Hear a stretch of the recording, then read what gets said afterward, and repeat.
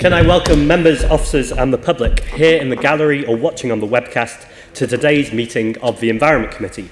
Please may I remind participants in the chamber to turn your phones off or put them on silent, and can I also ask members and guests to ensure that any electronic devices are not placed in front of their microphones.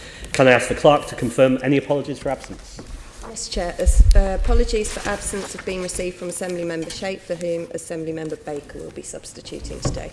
Thank you. Section 2, Declarations of Interest. Can we note the list of offices held by Assembly members? Can I also ask members if they have any disclosable pecuniary interests in specific items listed on the agenda? Noted and no. Thank you. I see no indications. Section 3, Minutes. Can I ask the committee to confirm the minutes of the last meeting of the committee held on 30th of September 2021 to be signed by me as a correct record? Confirmed. Thank you. Section 4, Summary List of Actions. Can we note the completed and ongoing actions arising from previous meetings of the Environment Committee? Noted.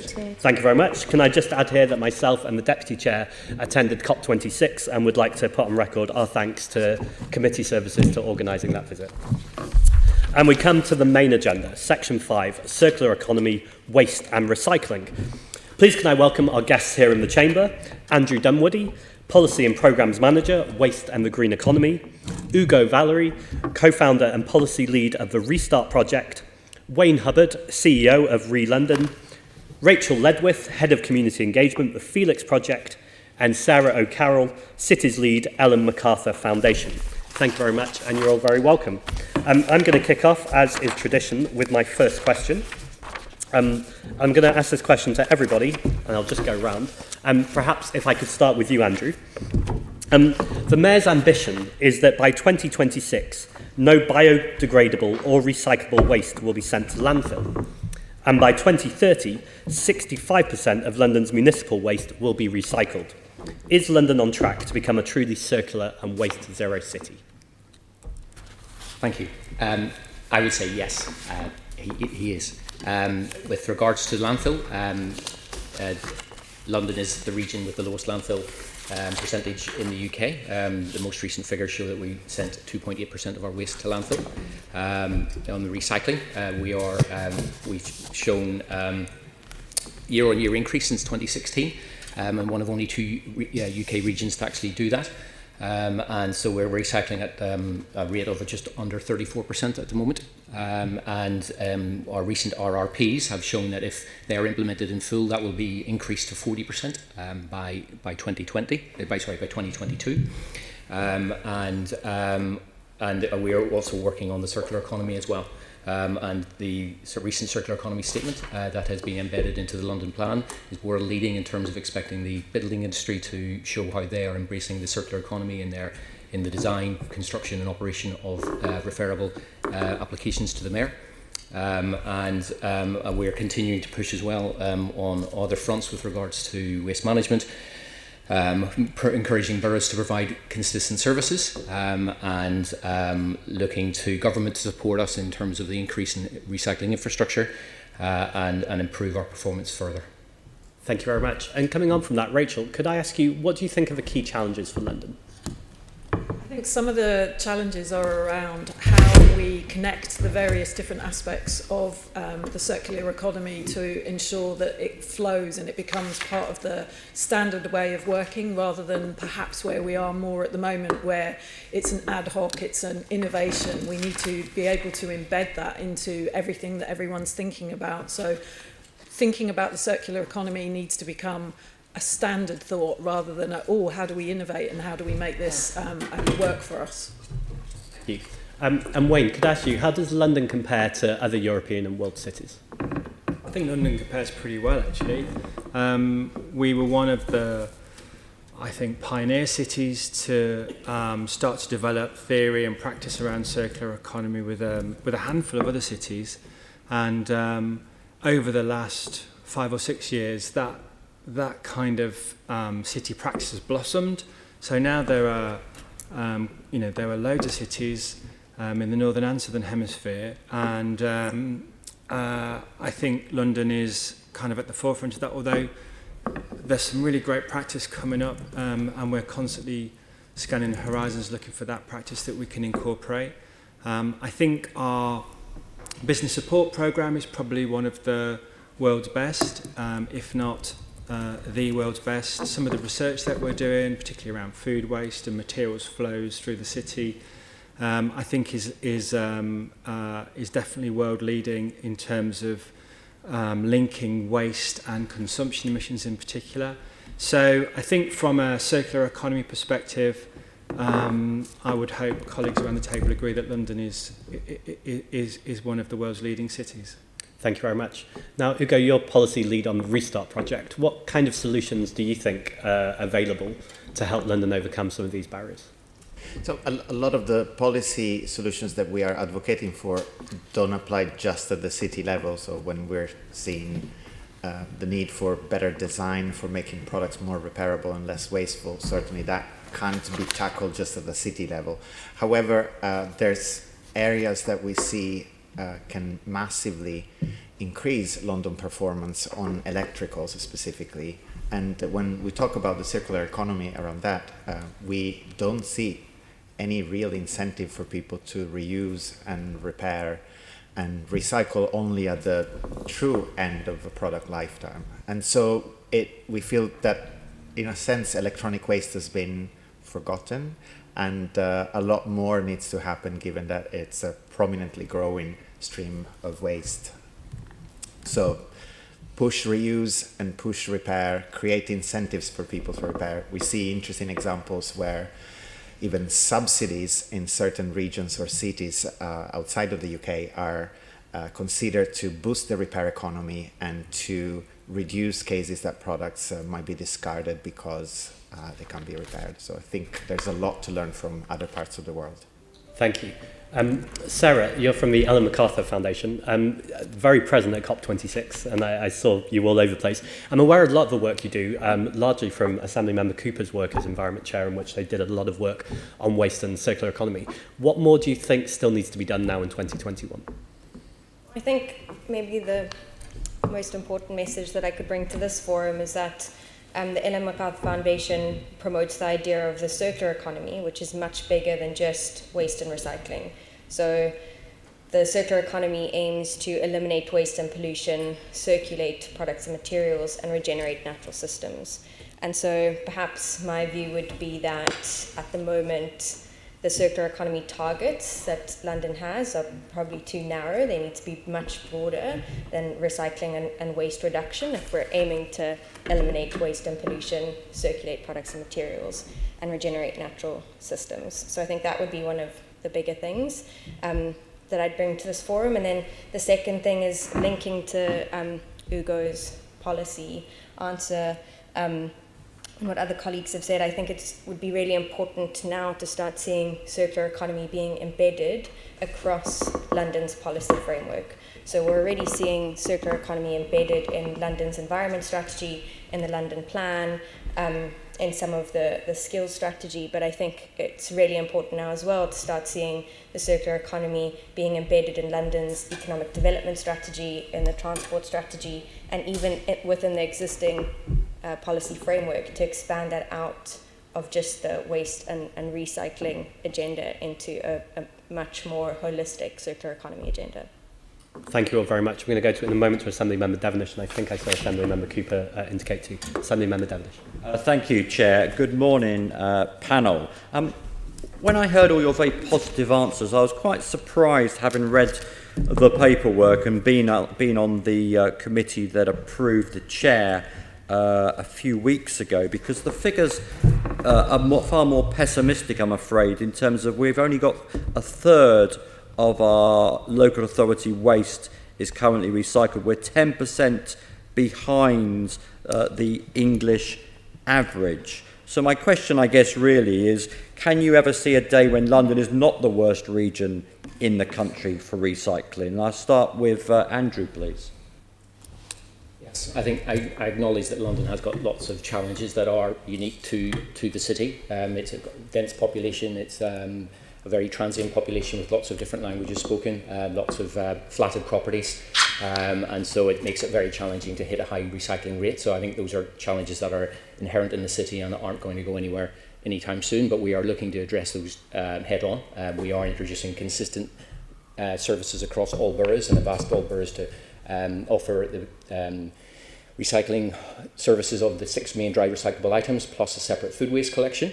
Also, we are tackling the issue of flats. So we, through London, they've done some fantastic work on how to increase recycling in flats. That project has rolled out a package of measures that makes it easier for people in flats to recycle, and it's going into the second phase now to look how they can advance that further and increase the number of materials that it covers.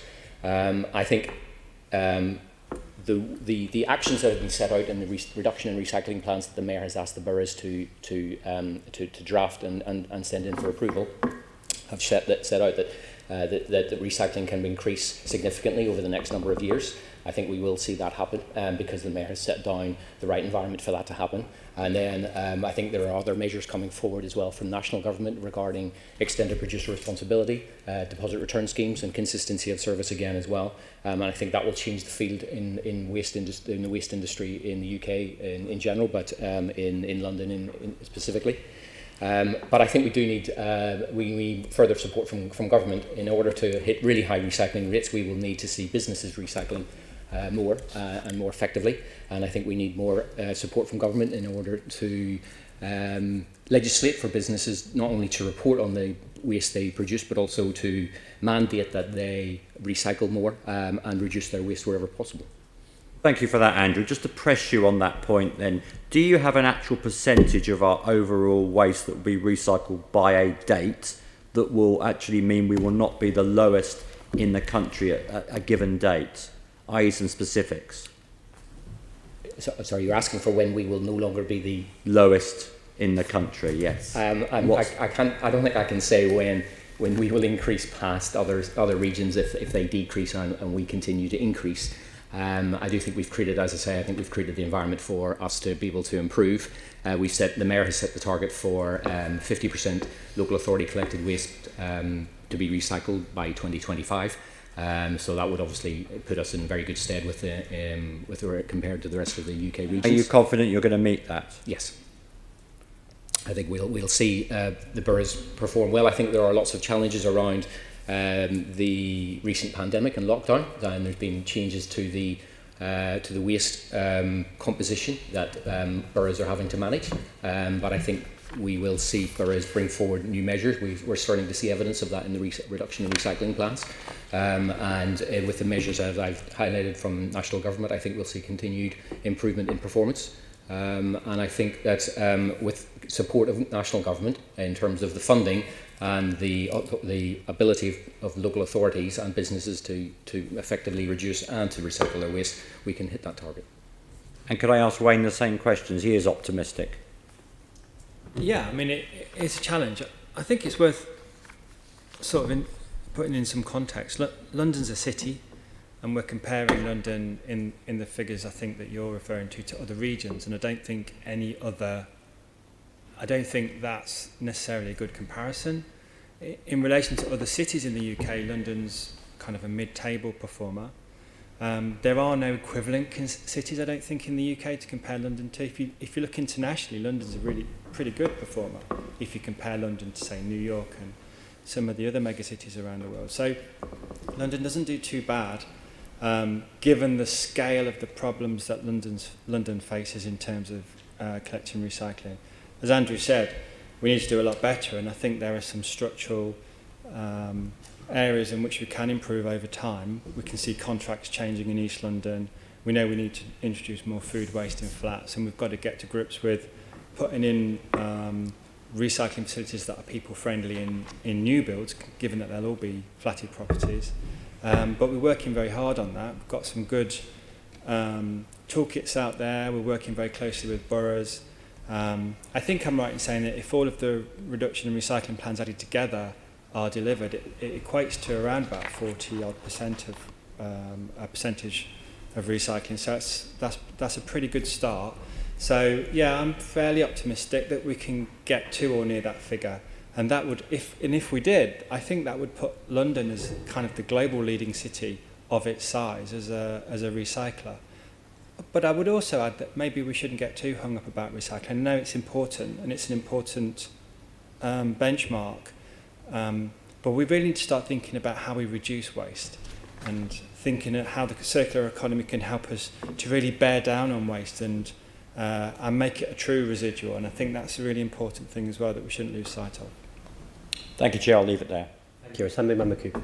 Yeah, some very similar questions, and we're going to move on to talking about the circular economy in a moment, so I'm going to drag us back to recycling. And I'd like to come on to you in a minute, Wayne, the same as Assembly Member Devenish just did. But Andrew, I mean, I've spoken to Deputy Mayor Rodriguez and a lot of people in the environment team, and one of the things that has been holding London back is there's been a bit of stalling in increasing the level of recycling at the moment, is the fact that a number of the waste authorities across London are tied into some very lengthy contracts. For example, the Shanks's contract in East London doesn't actually terminate until 2027. Now, when we're looking at something like that, and I can see that the Mayor's ambition is no biodegradable or recyclable waste going to landfill by 2026, I can believe that that might happen. But if we're still, we're still seeing parts of London tied into contracts with incinerators to burn biodegradable or potentially recyclable waste, is that really that much better than, we can laud the fact we're not sending anything to landfill, but shouldn't we really be bearing down on the amount of waste in London that is being burnt as well? Yes. If I understand the question correctly, yeah, I think incineration of residual waste is preferable to landfill, particularly if we can capture heat and power from that and ensure that the best available techniques are applied to the emissions from the combustion of that waste. But yes, I think we need to be making sure that only truly non-recyclable waste is sent to incineration, and doing whatever we can to facilitate and make sure that happens. And I think the Mayor has repeatedly taken that line, and that's why we're encouraging boroughs and supporting them to recycle as much as possible. But it's, I think, as Wayne has set out, the RRPs, as we call them, they're reduction and recycling plans. So we want to see boroughs reduce their waste, and then we want to see them recycle whatever waste that is created, and not send that to incineration. So only, as I say, only truly non-recyclable waste is incinerated. Absolutely, but I mean, we've seen, for example, Barnet, who were doing food waste separation and sending it away from having it burnt, have paused that, and they've been on a very long pause now, so I don't know what happened to their reduction and recycling plan and whether they're ever going to recommence food waste separation and dealing with it properly. We've got the situation where there are 1 or 2 AD plants in London, but we haven't seen a number of new ones being built. I mean, there's one in my constituency, and they do a lot of food waste collections from businesses. I mean, when are we really going to start moving forward on making anaerobic digestion of food waste something that literally every borough and every business that's in that sort of area and produces food waste, when are we going to be doing 100% of that? The Mayor is supporting the collection of food waste from all boroughs, and has asked them all to provide a separate food waste collection. So we now have 24 boroughs offering separate food waste collection, and many more trialling and piloting schemes as well. So I think we will see an increase in the collection of food waste. We have seen that already from the instigation of the environment strategy. I think we'll continue to see that going forward. And then there are going to be requirements from national government as well. They've already consulted on a consistency approach across all of England and Wales, and we'll see a requirement for all properties to receive a separate food waste collection in some stage in the future. So I think we'll definitely see an increase in the collection of food waste from households. And then hopefully see that go into anaerobic digestion, which is the preferable mode of treatment for the generation of power and the production of a digestate, which is beneficial for agriculture. Thank you. If I can just move on to Wayne, it's and actually, of course, just to mention, the trial in Wandsworth, which I've been pushing for about 10 years, has started this month and involves about 2,000 dwellings. I mean, really, we're moving at glacial speed. anyone would think that there wasn't a climate emergency, the speed of reaction of some boroughs to some of these things. But Wayne, I just wanted to ask you, when it was LWAB, the London Waste and Recycling Board, quite near the beginning of the Mayor's previous term, LWAB came up with its roadmap, which included separating out these 6 dry recyclates. How many London boroughs are really doing that properly now? I'm not sure, actually. I think the majority of London boroughs have dry collection. Whether they're all separated out, I don't think that's the case. But as I said, I mean, London is a complex city, it has complex challenges, and in order to help address some of those, we've produced something called the Flats Recycling Package, which sets out how we think is a really good practice solution to recycling waste from residents' properties. I mean, we found some interesting things there. There was a lot of contamination, and some of the contaminants in the recycling were things like nappies and textiles. So we're doing, and food waste. So we're doing another project with, I think it's Lambeth, flats in Lambeth, where we're doing a variety of things to try and get that contamination out. And then you get this wonderful double dividend of increased recycling and reduced contamination, and reduced contamination means increased recycling. But, you know, this is hard work. We have to monitor, we have to evaluate. We did an ethnographic study of Londoners' behaviour when it came to flats to understand how we could intervene and what were the best interventions. It's really hard work to get the best results, and it's expensive work, and it takes time and dedication from all those concerned. So I don't underestimate it at all, but I think we're getting there, and we've certainly got probably some national best practice in London, and we've definitely, you know, I know that DEFRA look to London to help disseminate some of this best practice to other cities who have similar problems. I think we've said on this committee before, if we can get these things right, including the behaviour change element that you're talking about in London, then we can probably solve most of this for the rest of the country. Thank you, Chair. I'm going to come to Assembly Member Best in a moment. I just want to pick up on something Assembly Member Cooper asked Andrew, which is I also agree that incineration is a huge issue, and I think we're going to come to that. Well, I know we're going to come to that later on in the meeting.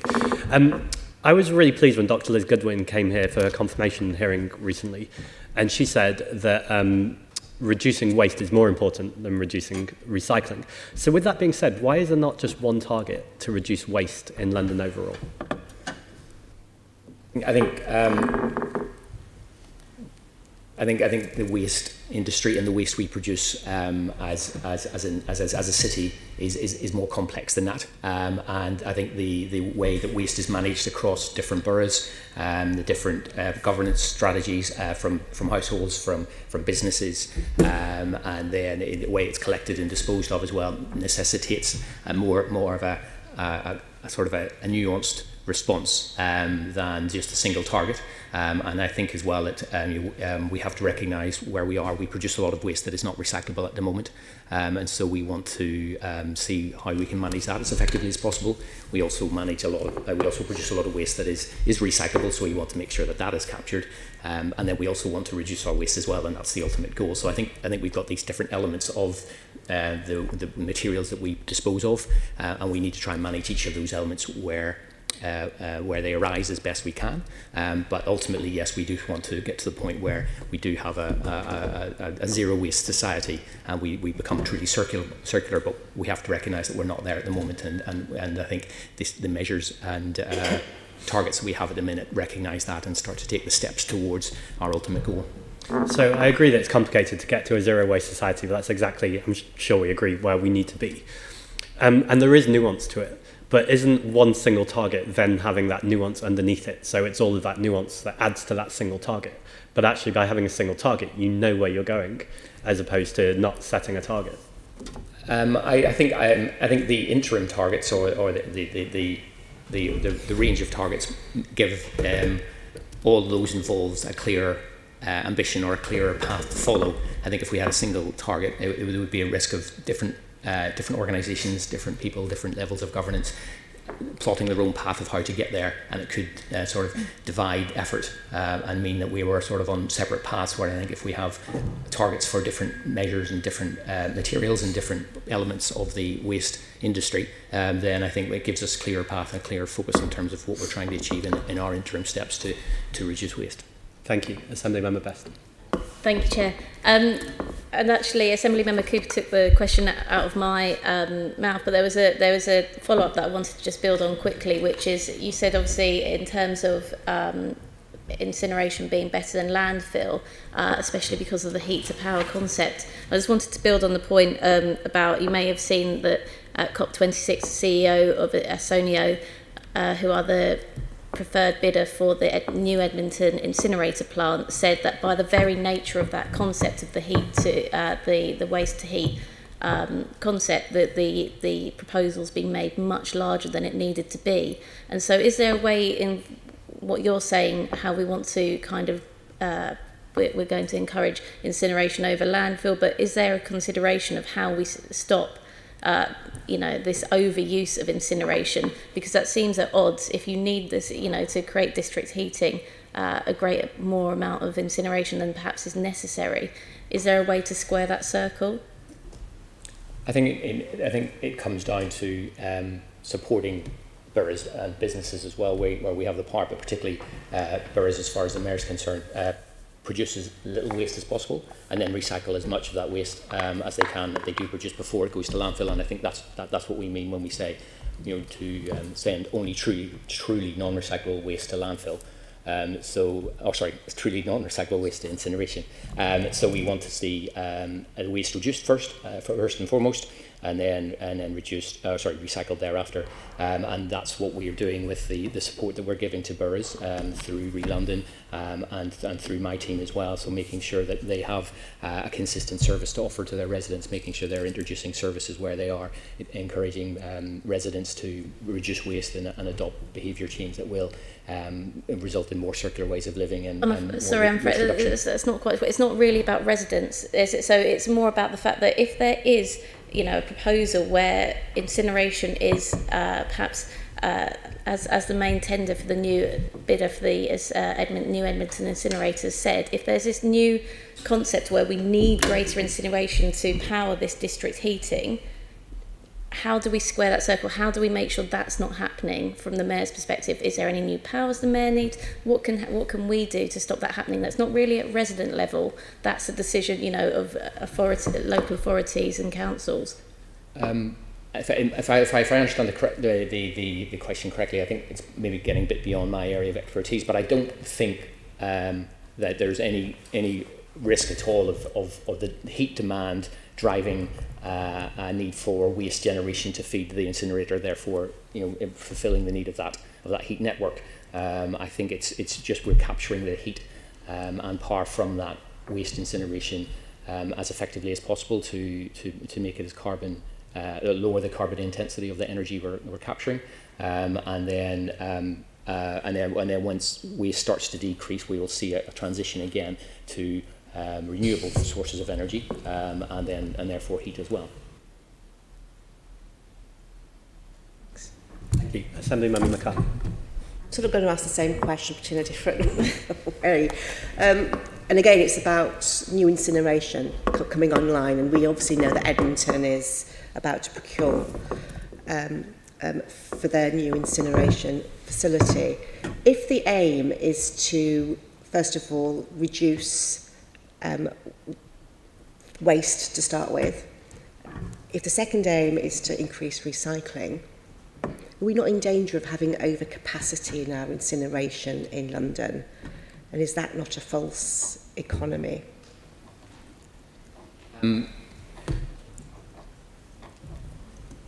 It is possible that we will end up with an overcapacity of incineration if the residual waste volumes decrease, but that's not within the power of the mayor to determine that. That's delivered by either the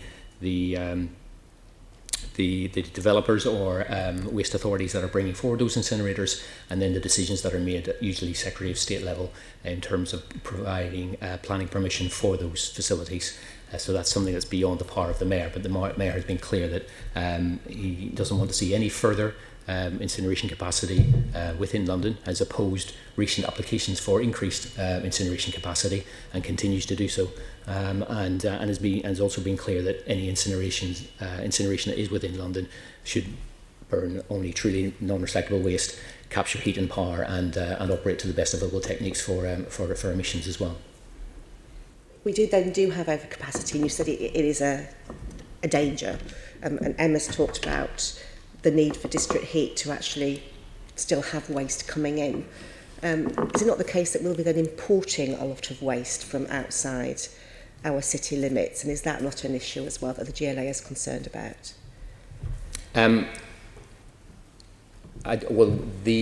We've been tracking the recent incineration developments very closely, and we've confirmed that the new some of the detail that is available for the Edmonton incinerator shows that it can operate at effectively, efficiently at less than full capacity.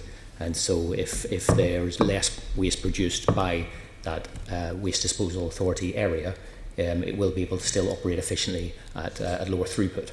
And so if the waste decreases, which we anticipate it will, then it will still be able to operate efficiently, providing heat and power. So we are aware of that, and we're following it, but effectively, we think that the incinerators will be able to operate efficiently on a lower throughput, and if those companies decide to import more waste, we'll look at that stage. But it's probably going to be something that's beyond the control of the Mayor, because it's a commercial operation that is setting up contracts that he has no power to direct or control. Thank you. Thank you. We're going to get onto the Mayor's powers later on, but for now I'm going to hand over to Assembly Member Best, who's going to ask us about the circular economy. Just before she does that, is there anyone who's not come in yet who wants to come in off the back of anything that's been said? No. Assembly Member Best. Thank you, Chair. So my first question would be to Wayne and Andrew, and that would be to ask if you can provide an overview of the progress the Mayor's made with regards to the circular economy. And perhaps before beginning, if you could give a definition of how you define the circular economy, because I think it's important to see how we define it here at the GLA. So Andrew, do you want to go first? Sorry, yeah. Or Wayne? Excuse me. Sorry. No, sorry. For me, I see the circular economy as a transition away from our linear economy, which is extract, make, use, dispose, to one that is truly circular. So we keep materials in use for as long as possible and extract as much value from them. It's much more than just simply recycling. Recycling is sort of an end of pipe solution. So the waste has already arisen, and we're thinking of the best thing to do with it. But circular economy is looking at any system in the round and determining the best outcome from the start and designing that into it. And it's one which then allows the decoupling of economic growth and resource use and environmental impact. And so it really does offer fantastic solutions in terms of our ability to continue to provide a good quality of living, reduce our environmental impact, and continue to make best use of finite resources. In terms of what the Mayor is doing in terms of promoting the circular economy, as I mentioned earlier, we've embedded the circular economy statement into the recently published London Plan, which is a world-leading requirement for all developers to set out how they're considering the circular economy in the in the developments that they're proposing. So that's looking at the design, construction and operation of those developments, looking at how they can be materially efficient, reduce waste, and produce buildings that have got great longevity and flexibility. And then the materials that are embedded in those are available for reuse at the end of their life as well. Beyond that, the Mayor's leading by example in terms of his own procurement. So we are embedding circular economy principles into the responsible procurement programme.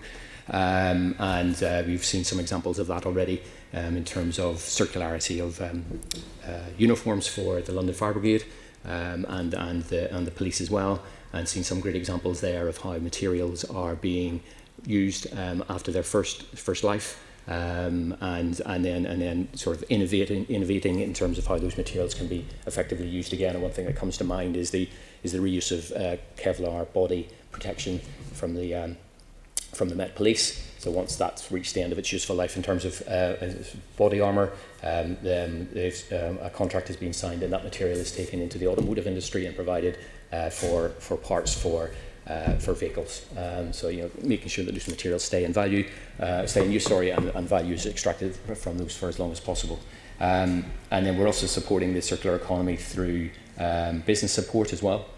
So we've got lots of programs that support businesses. On two parts. We support businesses that have circular propositions, circular innovations, through the Better Futures programme, and then the Business Transformation programme at London as well. We're actually supporting circular businesses and make sure that they are getting off the ground with grant aiding and business advice. But we're also providing support to businesses that are not necessarily within the circular field, but want to make their business models more circular. So we're helping them capture the benefits of the circular economy by advising them how they can become more circular and therefore become more resilient, become more competitive, and be more attractive to their customers as well.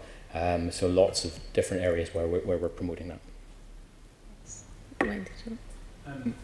Yeah, I mean, I suppose there is a kind of accepted definition of the circular economy. It's not particularly illuminating, but it's around keeping materials in use and having a regenerative system, and it is a system, and it's a systemic change, which I think is important. So it's not piecemeal. It has to be part of what we do, and I think the future economy will be circular, and it will be embodied by certain archetypes, which I kind of come to 5 archetypes which help me to think about whether something is circular or not. And they are whether you use recycling as an input for something, whether something is recyclable. I think of leasing as being a circular business model. I think of design for durability, which includes aspects of repair, modularity. And I think of, what's the final one?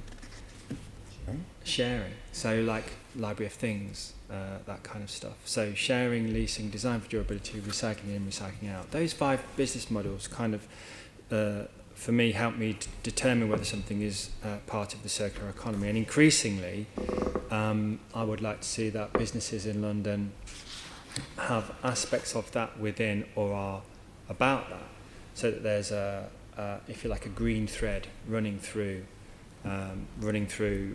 London's economy, and that has global impact, as we've seen with our consumption, emissions, materials analysis, and has been demonstrated through the work of ARP and the C40, the EMF, linking climate change and how we can mitigate climate change to the circular economy. Have we made a big difference since we started down this path? We started down this path around about 2014. Over the last 6 years, there's been an explosion of interest in this topic, and an explosion of, I would say, innovation and enterprise in London. It's probably one of the centres of circular economy, innovation and enterprise in the world. We've dealt with, at London, through the Business Transformation Programme, which used to be called Advanced London, we've dealt with over 250 businesses. We have a thriving investment operation through the Greater London Investment Fund. So we have a venture capital fund that operates.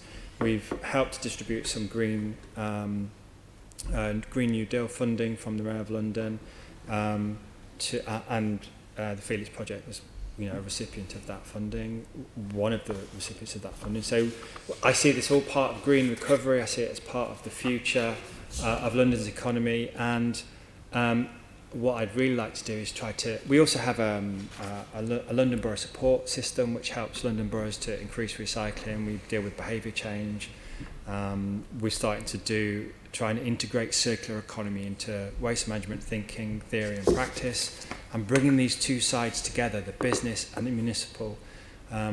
We have developed and we are developing a directory of circular economy businesses so that we can provide citizens with tools and information to allow them to become more circular, because I truly believe those circular business models are better than the linear alternative.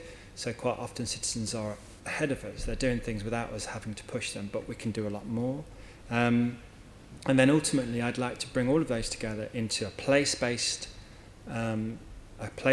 solution, which we're calling to steal the ultra low emission zone, the ultra low waste neighbourhood, and have try and really work on a finite number of places to bring waste down in those localities. And I think there are something like 600 high streets in London, or something like that, and 90% of Londoners live within 10 minutes of those high streets. That's a finite number. We can deal with that. If we work on all of those places to turn those places into ultra low waste neighbourhoods within the next 5 or 10 years, we could really bear down on waste in London to a significant amount, and that would include businesses and people, businesses and residents. So we've come a long way since we started, to answer your question. We've got a long way to go, but I can start to see a pathway to really reducing waste. And for me, there's a lot of talk about how do you measure a circular economy? How do you decide how far you are, how circular you are? Well, waste arising is a pretty good indicator.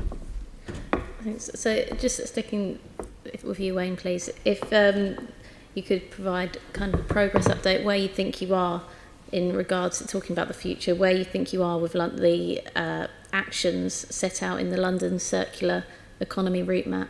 There's 100 actions in there for us and other stakeholders. And, going down that list, we've crossed off quite a few of them. We split it into focus areas. A lot of route maps around the world seem to have this approach where they determine focus areas and they're specific to the locality, but they share a lot. So for us, it's the built environment, food, plastics, electronics and textiles. And in most of those areas, we've ticked off a lot of the actions that we set ourselves. What's happened in between that route map and today, I think, is that we have around about 2019 had a realization that we need to more closely link the development of a circular economy to how it relates to climate change. And you'll be aware that most of the COP, they talk about territorial emissions. Essentially, they talk about the emissions within your boundary, whereas circular economy extends beyond the boundary of a city or a region. And so we've done a lot of work trying to think about the carbon footprint of the stuff that we consume, and it's that area that the circular economy has a real power. The work that EMF did with material economics demonstrated that 45% of the world's carbon emissions are associated with stuff that is difficult to mitigate by making changes to the energy system, like food and buildings. So these are areas where we think we can do a great deal more. So we've done a lot, I would suggest, in terms of hitting a lot of the actions that we set ourselves in the route map. In the middle of that, we had a kind of pivot and have started to address ourselves to how we can reduce stuff. And we rebranded ourselves with the slogan, revolutionising our relationship with stuff, because it's the kind of reuse, making better use of things, making things last longer, making things of better quality, redistributing things. That's the world in which we're moving into, and that's going to have the greatest effect. So I think we're halfway there, and I can start to see a pathway to a zero waste economy with real very low waste neighbourhoods, bringing together business and citizens in a not in a hair shirt way, but this is the way the 21st century economic system is going, and it's a systemic change. So you say you're about halfway through those actions and you're happy with your progress? I wouldn't say we're halfway through the actions. I think we've ticked off a lot of the actions. I think we're halfway through it's difficult to sort of say in time bounds, but it feels to me that we can see a pathway to a circular economy, and I think, I would say we're halfway there. We need to do a lot more work, and I can see how we can get to a truly zero waste city, and it's a finite way in which we can do it. Wayne spoke a bit about how the mayor's supporting businesses. I'm a bit aware of time, but did you want to add anything to that? Supporting businesses with the circular economy model, and small businesses in particular. I think the business transformation programme is run by London, but the mayor is also delivering the Better Futures programme, which again is was started before the pandemic and lockdown, but then through the Green New Deal we've extended that, and so the mayor has given them additional funds to support businesses, and so there are a whole range of businesses, but again many of those are circular in nature, and so that's how sort of almost like a sister programme to the business transformation programme, where the mayor is directly supporting SMEs and businesses as well, to either promote circular products and services or to become more circular in their operations.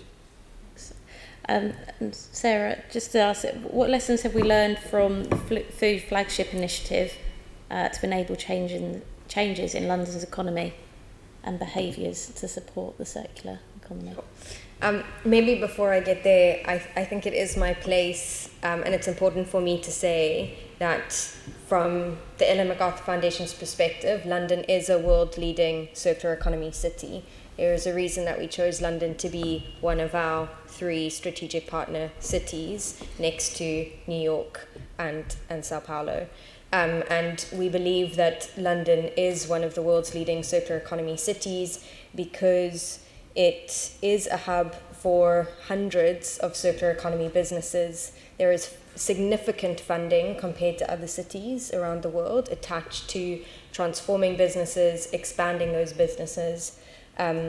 There is lots of work happening with the boroughs as well, and it's complex because of the number of them, and also because of the different levels of authority that the GLA and the boroughs have, and big business and small business, and how you bring all of these actors together to make a change. Also because the GLA and the GLA group are starting to lead the way with changes in procurement through the responsible procurement strategy or plan. The London Plan's circular economy planning statement is a world first. We don't see that in other cities around the world. And so, yes, there is lots of progress still to be made, but there has been significant progress already. And it is indeed world leading. Of course, it would be fantastic to see more funding available to transform business models, both at SME level as well as big business. I think big business is absolutely vital to bring to this conversation as well, although that's not always easy for the mayor to do based on where he has authority and where he doesn't. And also to say as well, the mayor is also in a position now being the chair of C40 and London's 2030 goal to become a zero carbon city, that I also agree with Wayne entirely. And I think it's important to be said that this target of a zero carbon city cannot be met without embedding the circular economy fundamentally into the city's framework. So then a food flagship city and the Food Flagship initiative. Again, we chose London to be one of our 3 food flagship cities because we do believe that the work that the city is doing in food is also world leading. There is so much work happening across boroughs with SMEs and funding attached to that. I think what we've learned is that it takes a long time, and COVID has made it even more difficult to it's easy to bring actors together and stakeholders together across a value chain to convene them around a topic, but it's difficult, or it takes time to foster collaboration and partnerships. And I think what we're seeing with the pioneer projects like Felix is that there are great examples in London already of businesses that are operating to make London's food system more circular. What we want to see is these successful business models to be replicated and these businesses to be expanded. But in order to do that, there needs to be the capacity and resources to do that. I think the other thing that's very important to say here is zoom out a little bit and go to a global perspective, because that's the data that I have at hand in my mind, is that only 10% of global emissions come from food waste. 30% comes from agriculture and food. And so I think when we talk about food in London and the Food Flagship initiative, it's also important to be thinking about what kind of growing is happening, where that food is coming from, if it can be locally sourced, and how it is grown.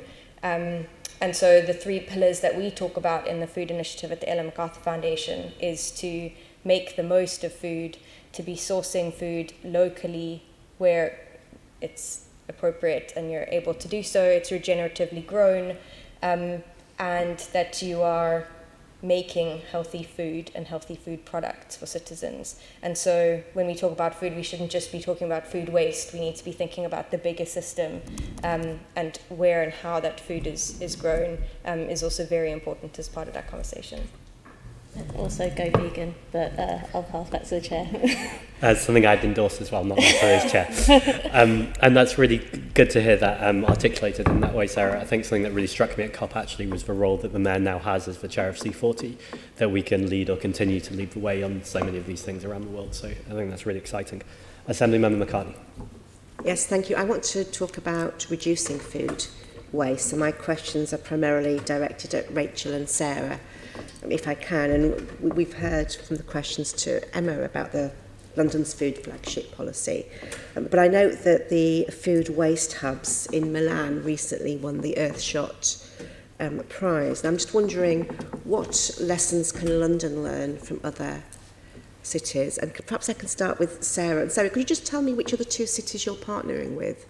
We partner with a number of cities, but at our strategic partner level, so the highest level of relationship that we have, the other 2 cities are New York City and Sao Paulo. Okay, thank you. So can I ask about learning from other cities that we could do better? We are very proud to also work with Milan. They're a partner city of ours. We are also proud to be an official nominator for innovators for the Earthshot Prize. And the work that Milan is doing in the food space is fantastic.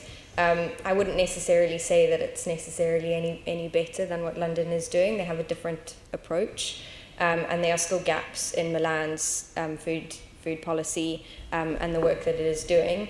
But I think, there are lots of different initiatives that different cities are taking. Maybe 2 nice initiatives to share might be Plate Up for Glasgow, where the city challenged restaurants and food producers in the city to design a menu that was climate friendly. And we've also seen a partnership develop in Kyoto with a company called Miss Can and retailers in the city of Kyoto to work to do a consumer communications campaign around how to use as much of a food product as possible. So, for example, many consumers might cut off the bottom of a broccoli because the top of the broccoli is a nice looking bit.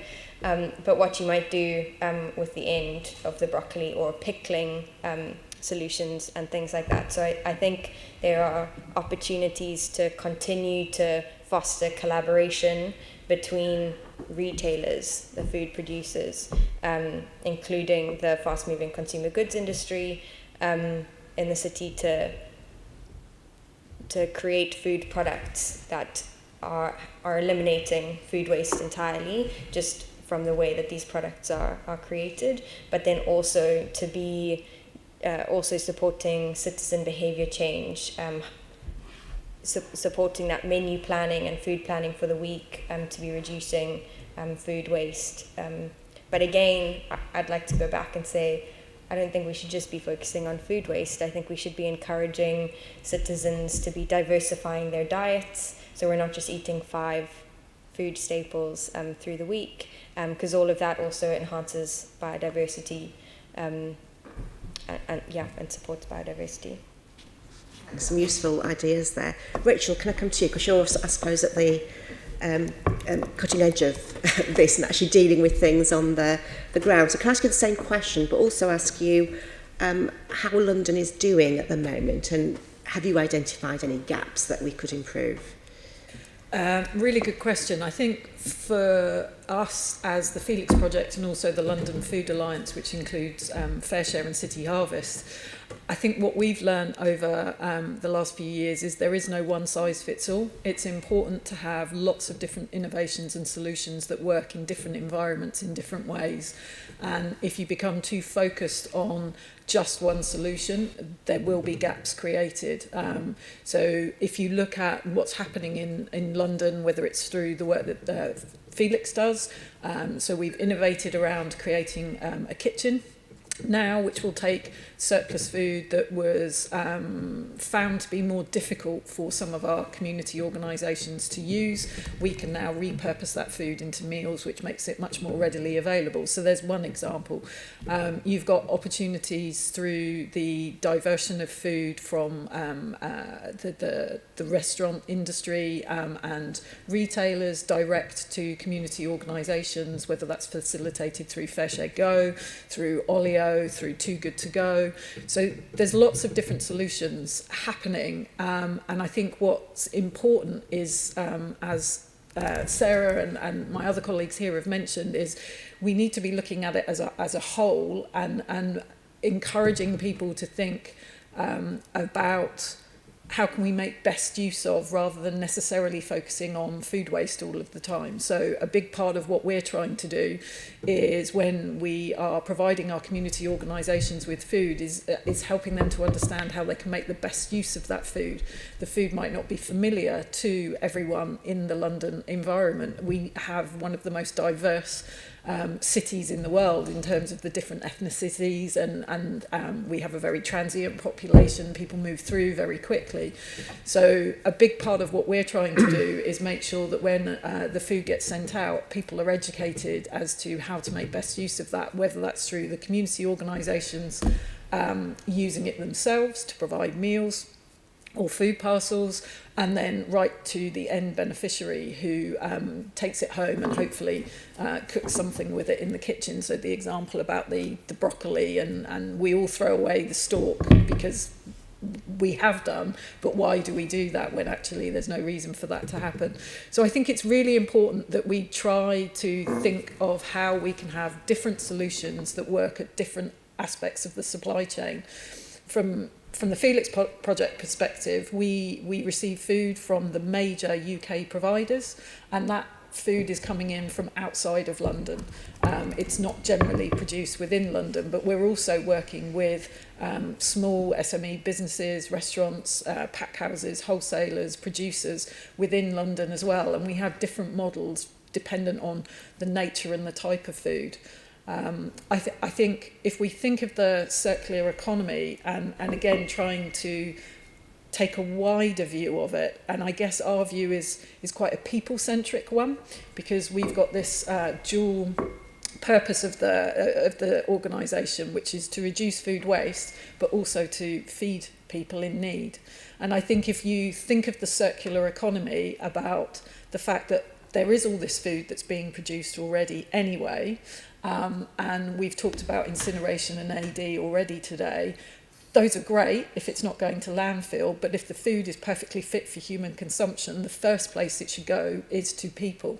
And it would be wonderful to see that embedded into all of the operations that all of us work with, whether that's local authority contracts provision, through procurement, through to how do we best educate the general public how to eat seasonally, how to make the best use of food, how to be creative with what we're doing.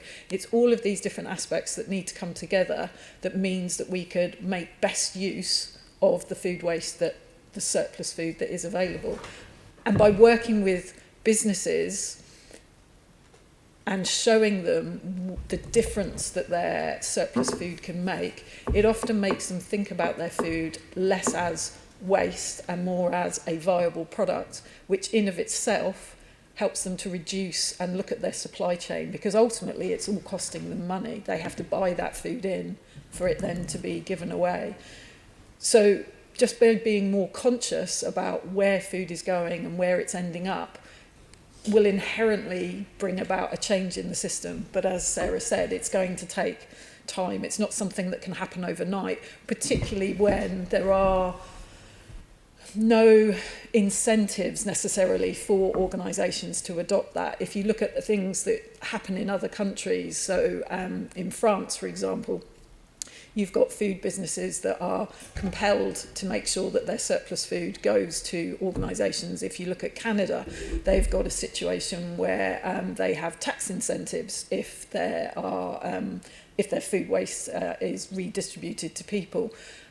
Unless we can switch some of that on, and it would be interesting to know whether the mayor has or anyone has the ability to make London in some way offer those level of incentives, then at the moment food predominantly will end up going to AD or incineration above and beyond feeding people, because it's more difficult to keep it fit for human consumption. Thank you. And I think my colleague Leonie Cooper will be asking about the Mayor's powers a little later. But I note what you say about enforcement and tax incentives. You've actually highlighted something I was going to ask you. It's about the messaging behind this, because we need to change behaviour. And I visited a Felix project up in an Enfield school about 18 months ago. And again, that was about feeding low-income people, particularly children.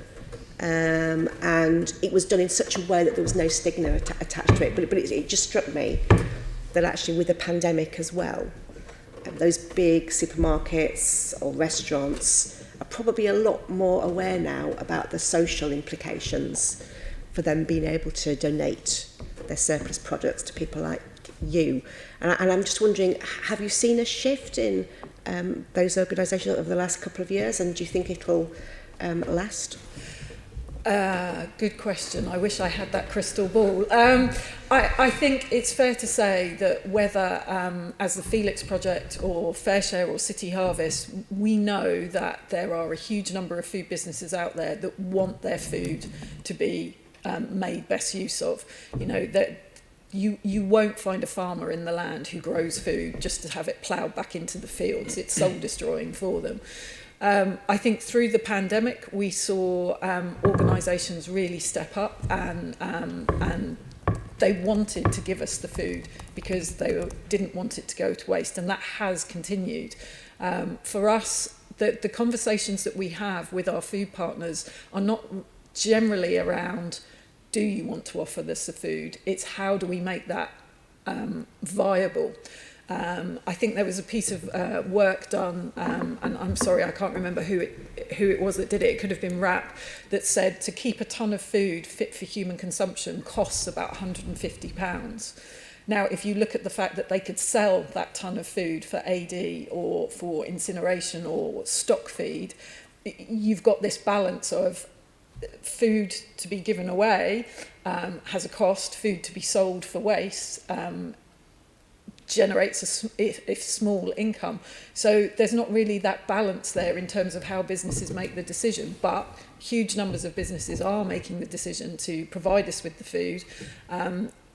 We have a mission or a vision within the Felix Project to be able to offer the equivalent of 100 million meals by 2024. In the height of the pandemic in 2020, we did 21 million meals equivalent. We've already surpassed that this year. And so this sense that the pandemic brought about a whole level of food insecurity that wasn't there before just isn't true. What's happened in the pandemic is it's raised the lid on the level of food insecurity that exists in London, and we want to be in the best place that we can be to try and facilitate the alleviation of the food insecurity. And I think the key thing about, again, to bring in that circular economy again, is to think about it in a way of if you feed someone 8 hours later they're going to be hungry again. Whereas if you feed someone in an environment which allows them to access vital support services to address the underlying causes of why they're food insecure, because food poverty isn't a thing of itself, it's part of a wider, more complex system. But if you're helping people to address those underlying needs, the social impact of the food per kilo is exponentially increased, because hopefully you're helping someone to move on from the situation that they're in, and whether through the process of doing that we can help to educate them about how to make best use of food at the same time, it's a win-win, but it's not an overnight win-win. All of these things take time. Thank you. And can I go back to Sarah again, and then perhaps Rachel, because I think you said about some of the barriers that there are, but how can London improve its reduction on food waste? What barriers still exist, and what can we do about them? Do we have? No. I think generally I think of it in kind of 3 buckets of activities with requiring kind of enabling or building blocks to make it work. I think the first is what can be done in terms of the GLA and the GLA group in terms of its operations to reduce food waste. In terms of the private sector, I think big business and small business need to be tackled separately. They're entirely different. And so what can be done in terms of their operations, both in terms of procurement and then also how they manage food within their businesses. And the third is citizens, which I think is very closely linked to the boroughs and what the boroughs can do. And then in terms of enablers, I think again we kind of have to go back to the policy framework and have a look at how the policy framework either enables or provides a barrier to food reduction in the city, and is there the capacity and resources then to be able to implement that broad kind of range of activities. It's definitely not a one size fits all, and you can't treat a citizen the same as a small business, as the same as big business. So they have to be convened, and the activities have to be particularly tailored based on the audience that we're talking about. Thank you. Rachel, did you have anything to add? I would just say that I think for us as a surplus food redistributor, one of the biggest barriers that we have is the ability to get the food into the boroughs. We know we have access to the food and there isn't an issue with that food supply coming in, and it's good, wholesome fruit and veg, as well as, good protein that's coming in that would significantly impact and improve the diets and the nutrition and the health and well-being of a lot of Londoners. I think the challenge that we have is that the ability for organisations to make best use of that food isn't there right now. At the height of the pandemic, we had 54 local authority supported hubs operating across London. They were set up very, very quickly. They were super effective and really, really made a difference. Most of those have now gone because everyone has gone back to doing their day jobs in some shape or form, and that's really hampering the ability of organisations like myself and the community organisations that we support to gain access to that food. So from our perspective, we'd really like to see, whether it's through the GLA or at the more local borough level, people looking at the assets and resources that they have available to them, whether that's locations that could be used as food community hubs, or whether it's resources such as vehicles to transport food around. We know we have the food, we know there's a need, it's how do we bring those two things together that's the biggest barrier for us at the moment. Thank you. Can I ask Andrew, if I may? I don't want to go into the Mayor's powers yet because my colleague will be asking about that, but that last point I think is interesting about, I suppose, the resilience of the food waste network. And we did see some really good local boroughs and organisations stepping up and creating new partnerships. And it seems to me a lot of that has been lost once the pandemic seems to have subsided. Are you doing anything to see what you can do to learn the lessons from that and perhaps to replicate it on a more strategic level? Yes. Yeah, that's something that we're interested in, obviously, to see how we can do that. We've supported the London Food Alliance, so we're already in contact with Rachel and her colleagues and the other organisations there. And we're also learning from Hubbub and their Food Connect programme that it runs redistribution hubs as well, and we're speaking to them about the pilots they've run.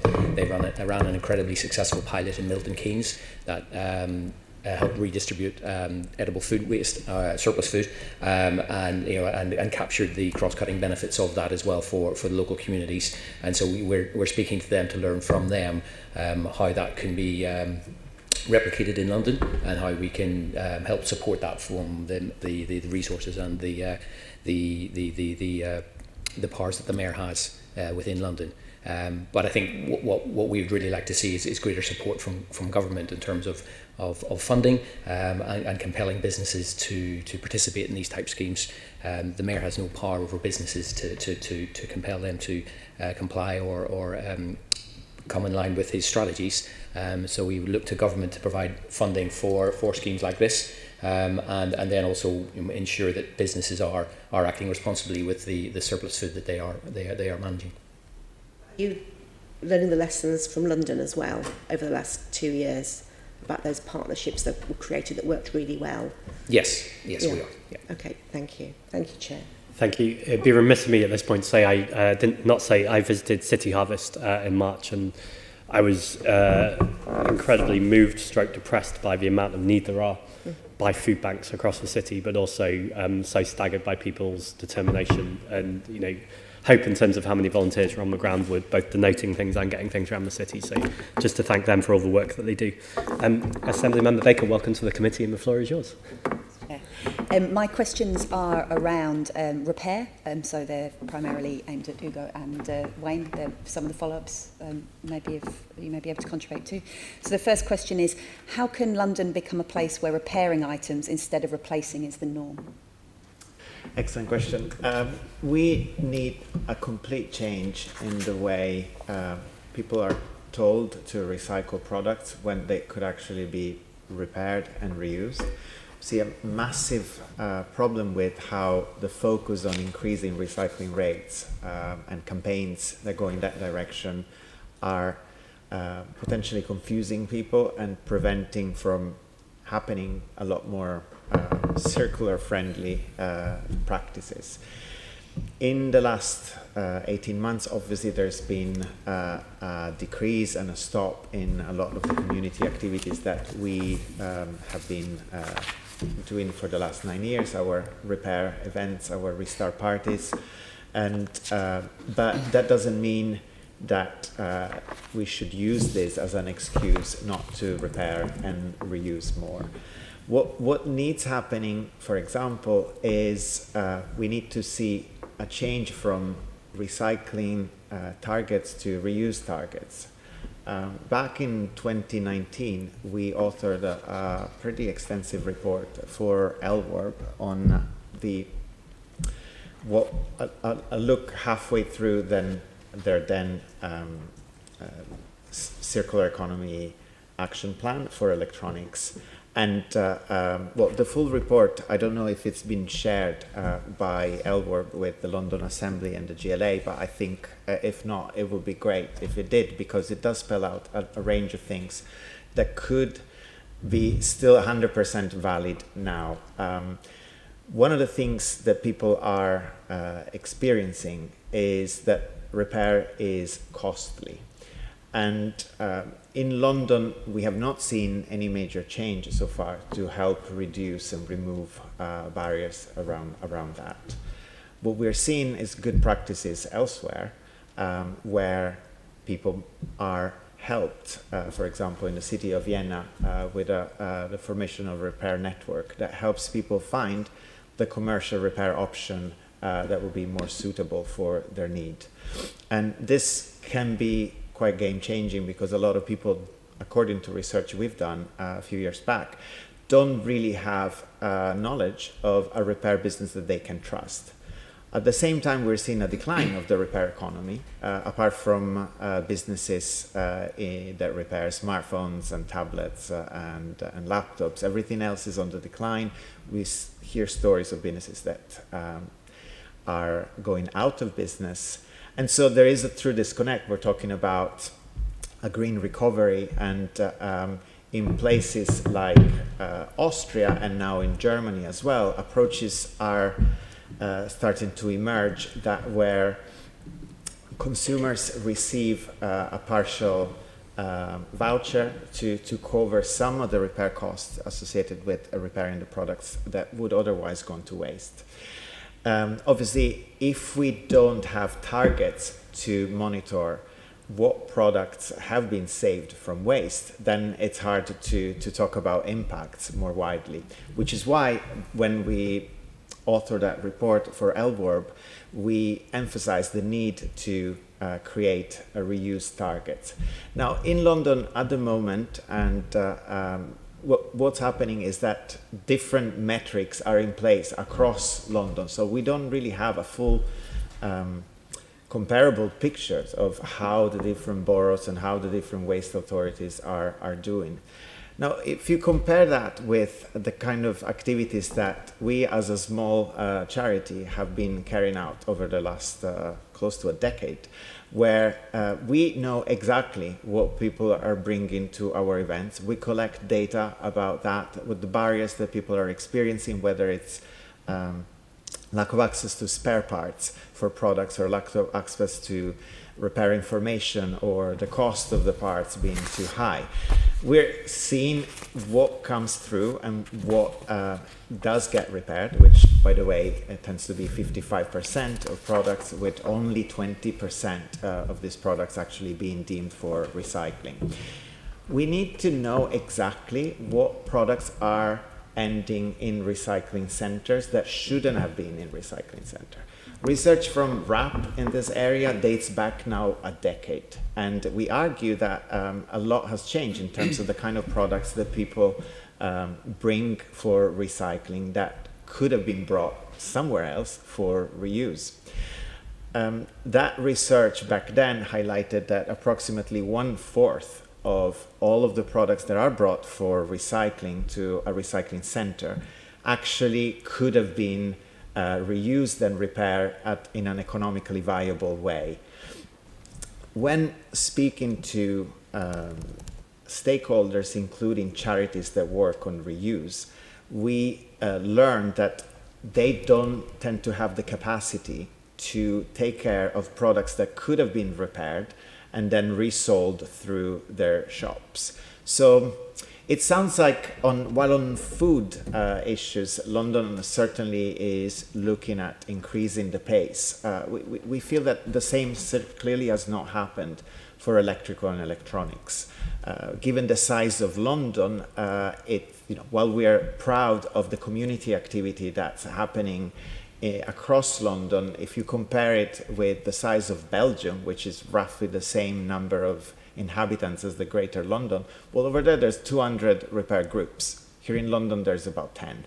So there's something that really needs to change, and we cannot just expect community initiatives to repair everything that London needs repairing via community get-togethers, repair cafes, restart parties once a month. We need to create the conditions for this to happen at scale, and also look at the potential for repair jobs that can come out of there. That's really comprehensive. You may have covered some of the follow-ups, but if there's anything else you want to add when I come to them, please do indicate. Going to Wayne, what else is already happening in London in terms of repair? So I would sort of characterise it this way: that repair is a circular economy business model, and that cuts across quite a few of the material or the focus areas that we look at. So we've worked and supported, for example, textile repair, Birdsong recently, wonderful small company, BME, female-led, company repairing. They got some funding from us through the Mayor of London's Green New Deal fund that we distributed. We had an interview with Nudie Jeans on our website, who repair jeans. My pledge was to have the oldest pair of Nudie jeans I could possibly get. So I've got one pair, and I'm going to try and keep them going forever. We have London Repair Week, and that's been incredibly popular. Actually, took us by surprise. It really seems to have hit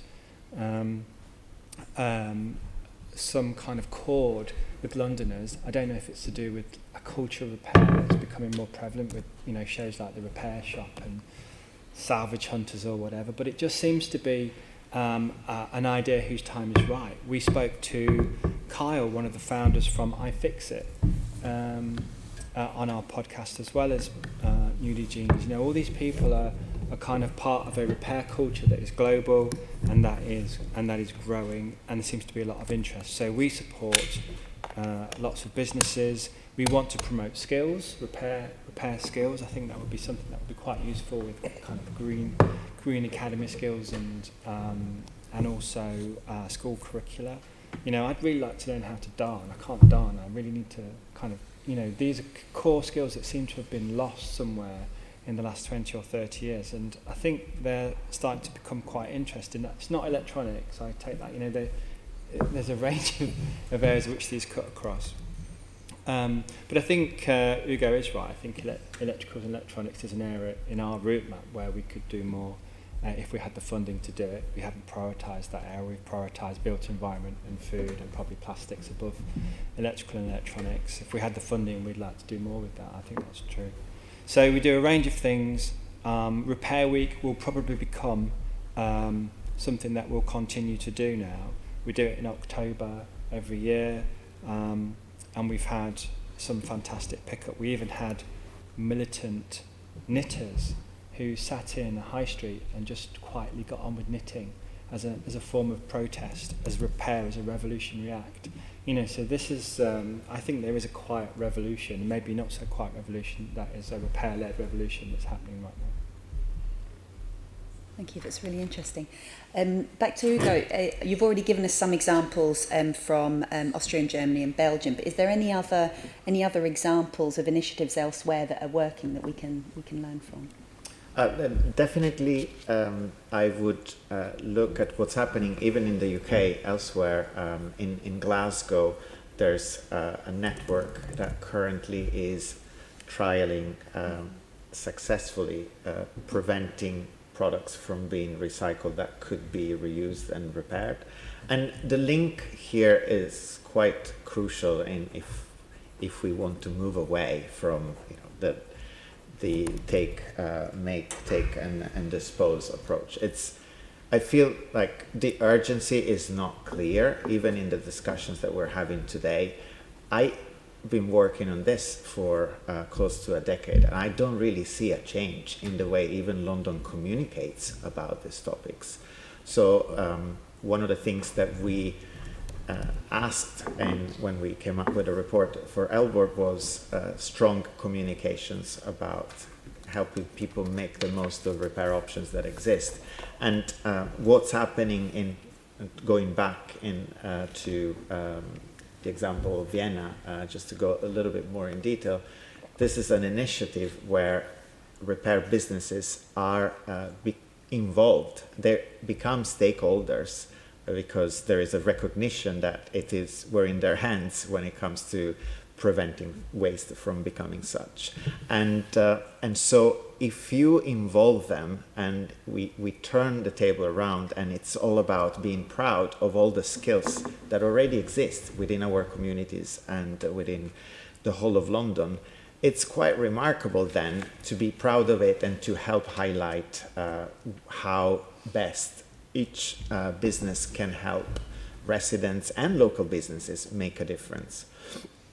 Other examples we have seen are, again, in parts of Austria where community repair initiatives can get a yearly grant for their operations, because there is an understanding that even if they don't require that big cost, but if you recognize their importance and possibly help them get access to more visible signposting, you can boost both an increase in volunteering in that area, and we have extremely skilled people with repair skills across London, helping signpost them to opportunities and helping initiatives also be more directly visible on the ground. And everything helps. At the moment, it feels like London really, aside from, sure, giving last year a repair week in 2019, that was great, and we celebrated it because it came as a culmination of organizations such as ourselves coming up with International Repair Day, which has been now running for 5 years. We indeed hope that Repair Week will come back next year, but it needs to be more than just a week to celebrate it. I mean, of course it's great to talk about repair, but if we then don't turn it into a real priority, then what's the point? So and again, it's not about just expecting that community activities can fill all the gaps. It needs to be a lot more supported. And just to wrap up, and I know both of you have already spoken a little bit about this, but is there anything more you'd like to say about the barriers and how Londoners could be supported to make more use of repair as an alternative? So, okay, as part of our work, we started creating a London Repair Directory, which already lists approximately 200 businesses across London, helping Londoners see what options they have when it comes to repairing their products. We think that this is just the beginning of it, and in 2022 we'll be working across West London to expand it, but if we want to make it a big London-wide initiative, there's definitely the opportunity of doing so, but we do lack resources massively. One other thing that we'd love to see happen is London coming together to explore all the reuse options for products that could have gone otherwise to waste. We did submit already twice a bid to do this research, and it didn't work in both cases. So it's great to hear that London seems to have more resources in this area. Well, let us know if there's any way in which we can help London, the GLA, to make better use of products that would go otherwise to waste. Another thing that we've been working a lot particularly in the last year, and sparked by the third lockdown, was all of a sudden an understanding that products that we might still have at home but we no longer need, well, perhaps particularly laptops and tablets and the likes, could be used by children who can't attend school. So we've created an initial directory, not just for London, but that for London includes a dozen repair community groups that take donations of products, refurbish them, and put them back into the community. Why can't this become the norm? Why can't we communicate as a city? London has a fantastic opportunity to be a leader, but I'd love to see billboards asking people to donate to community initiatives. And by the way, it's not an initiative that we run, but we'd love to see this thrive and flourish. And that does require support, even if it's making it a strong point of the mayor's relationship with electronics at the whole city level. Have you got anything to add about the barriers? Well, I mean, I kind of agree with Hugo, really. Certainly, we'd love to do more. We have supported repair businesses, but we'd love to do more in that area. It requires funding. And we, as I mentioned earlier, we're developing a circular economy directory, because information, I think, is really important, providing information to Londoners about how they can access and where they can access circular economy services, including repair services. But if you think about that, of course, repair services proliferate the city, you know, in terms of sewing or shoe repair or bike repair or whatever it is, it's actually a real serious part of our economy. So a piece of work that we're doing now is we're looking at jobs and skills within the circular economy and trying to think what it really truly incorporates, not just repair, but tech or teaching or logistics or whatever it is, to get a true handle on the scale of the circular economy so that we can contribute that to the development of economic development in London, and really think about how we kind of mainstream some of these actives, and it really does become, as Hugo says, it becomes part of our, more part of what we do rather than sometimes feel like it's potentially a fringe aspect, because we're buying new stuff all the time and discarding our old stuff when it's perfectly serviceable. So I think that will become much more part of our culture, and that requires a little bit of a mind shift and a refocus in the kind of businesses that we invest in. That's brilliant. Thanks so much, both of you. Back to you, Chair. Thank you for that, and thank you particularly, Hugo. I think you're a fantastic advocate there for electronics and repair. I certainly know my friends and colleagues who are involved with those sorts of projects say as well, the upskilling it gives them in learning how to repair things has also been a huge unexpected benefit. And actually yesterday I was forwarded a link from a place in Bath which are having an elves workshop for Christmas, where they're encouraging young people to bring their electronic gifts and then upcycle them and bring them around. So I accept those one-off projects just won't cut it, but actually it's good to see those things starting to happen for a complete transformation. Andrew, coming to the London Environment Strategy, could I ask you how it's working, particularly with relation to the circular economy and with waste reduction, and perhaps if there's any key findings from the latest progress report? Okay, certainly. So I think the update progress report highlighted the recycling rates that we have at the moment. So I think we talked about those earlier, but we're or just under 34% recycling rate with a low landfill rate, and we've talked about how that compares nationally and internationally as well. I think the update report also focused on our work on drinking fountains and the refill programme.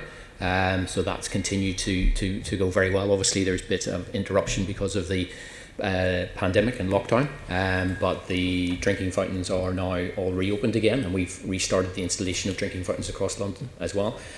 So we now have 60 drinking fountains installed in our partnership with Thames Water, to add to the 28 that we did with ZSL, and that number is increasing as we look to fulfil the objectives of that partnership.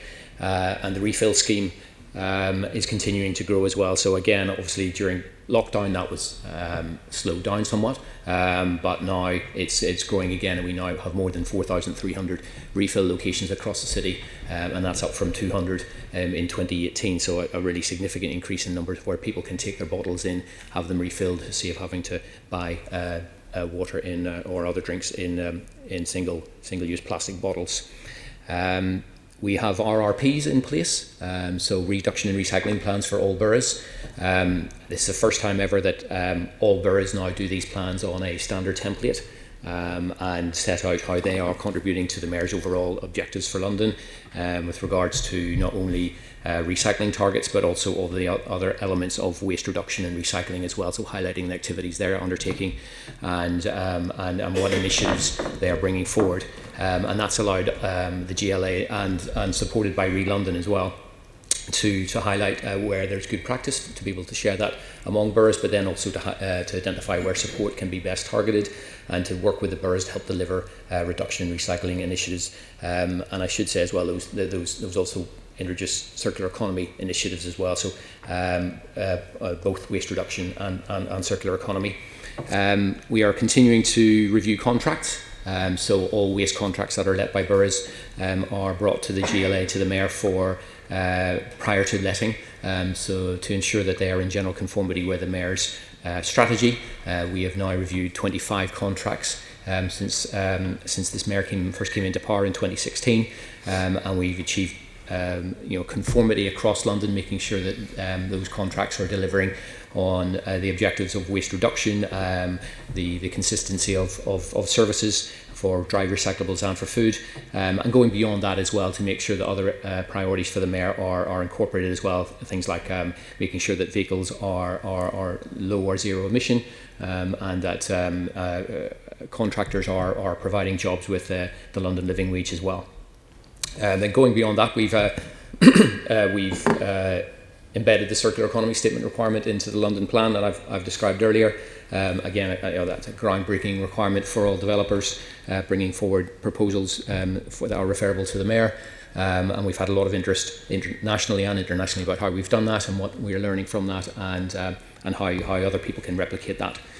And then I think in the update report as well, we referred to lots of the good work that Re-London are doing. And so we've got the work on flats that we've heard described before, learning from the support that was provided during the pandemic and the lockdown, and then other sort of targeted areas such as plastics, contamination in segregated waste, and other areas where they're supporting businesses and the promotion of the circular economy as well. Thank you very much, Andrew. Wayne, just before I come on to the same question, I saw you nod about London Repair Week coming back. It's just to check if there is a commitment on that. No, it's in the business plan. Yeah, we intend to do Repair Week, and I'd like to make it, a fixture of things going forward. It just depends on funding. I should just add, we're not funded by anyone in particular. So we don't receive government funding. We receive a bit of mayoral funding for specific projects and European funding for specific projects. So everything is dependent upon receiving funding. Thank you. And then just if you might pick up on the London Environment Strategy question, particularly how is it working, and any reflections from the key progress report? No, I mean, the thing I think that's really stood out for me is the reduction and recycle. Is it reduction in recycling plants? Recycling plants, yeah, RRPs. Having that as a London-wide collection of plans gives us, I think, for the first time, a bottom-up way of delivering improvements to waste and recycling and reduction initiatives in London. And so that's, I think, the first time we've had that sort of more or less complete collection. And I think that's what sets, as much as anything that Andrew has just said, what sets this particular set of strategies regarding waste apart from previous strategies. And I think that's working very well, and we're happy to be part of providing support to boroughs and providing support to the Mayor to help that happen. Thank you very much. Just before I hand over to Assembly Member Bokhari, I just want to welcome the young people to the Chamber. This is the Environment Committee meeting. We're talking about repair, reuse and recycling, and you're very welcome. Assembly Member Bokhari. Thank you so much, Chair. I've been fascinated by what everyone has been saying in the panel, so thank you so much for all your insights, and also some of the positive aspects to the London Environment Strategy. But there must be some areas of focus and improvement that's needed. And what can the Mayor do to influence local authorities and businesses to implement the London Environment Strategy? I'll go to Andrew first. In terms of focus going forward, I think historically, directly and through Re-London, we've provided very good support to boroughs, but I think that needs to continue to be a focus going forward. I think with the challenges that we face today, the climate emergency, the focus on plastic waste, and the changes that national government are bringing forward within the waste industry as well, I think boroughs are going to have a difficult time in terms of maintaining and keeping up with the services that are required, and improving their performance. So I think support to boroughs is going to be absolutely key. I think that's going to be somewhere where we need to continue to focus. We are currently updating our RRP guidance, and our RRPs will be renewed next year. And so we are going to be ensuring that we get as best information as possible from boroughs to understand where we can best support them and how we can best represent them when we speak to the central government as well. And I think that needs to be a key focus, because they are how we work across London, how we engage with Londoners, and how we are going to see a shift in behaviour like we've heard that is required in terms of reducing waste and improving our recycling performance. So I think for me that's the key area of focus. I think it's key as well that we continue to engage with central government, that we make sure that London gets the support that's required, that it's represented in the new regulations and legislation that's coming forward, and that it gets the support it needs, and particularly financial support from central government to ensure that initiatives and programmes can be brought forward, and that the Mayor has the authority, the autonomy to spend that money in the best way for London and for the performance of London in terms of waste reduction and recycling, and the circular economy. So what do you mean by government support exactly? Can you just give me very clear? Well, one thing we've been lobbying for quite some time is to make sure that London gets its fair share of landfill tax receipts. We create much more tax income for the exchequer than we actually receive in return, and so we've been lobbying to have our fair share of those receipts so that we can bring forward additional recycling infrastructure within London. We can disperse those funds where they're best needed to ensure that recycling rates are improved, and that other initiatives are able to be delivered around reduction and circular economy as well. Anything to add, Wayne? I mean, I would also say there's going to be extended producer responsibility legislation and schemes developed by government, and that there should be a fund that will be created to help promote innovative activity in this area, and we will be developing a case to present to government with our stakeholders to ask for a fair share of that funding to help deliver projects, innovative projects around circular economy in London. So, I mean, I think we're all agreed that we really need to make sure that we focus on plastic, which you've mentioned, and make London plastic free would be the aim for myself, and I'm sure many people here. And you've mentioned the government, but we have more to do here in the GLA. And I'm sure there's a push that the Mayor could be doing more within the GLA family, the fire service, the police, etc. What more could we be doing to make sure that those particular areas are going plastic free? Do you think the Mayor's doing enough there? Mayor's been very active in terms of leading by example in terms of eradicating single-use plastic. So while we pre-lockdown and while we were sort of still working in the office, single-use plastic was removed from all of the sort of staff common areas, the canteen and the kitchens and the tea points, and had even gone so far as to take added additional charge for coffee cups that were used within the City Hall cafe.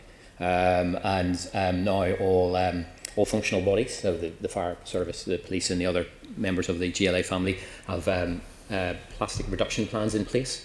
And so they're all individually looking at how they can reduce the use of plastic within their operations. I think in some areas it has been identified that single-use plastic is still the best material for certain circumstances. One thing that comes to mind is when dealing with people who are under remand and kept in cells for the night, sometimes single-use plastic is necessary because no alternative has been developed. There is monitoring. There's constant. And actions are being taken to look at how that can be reduced and taken out of use wherever possible.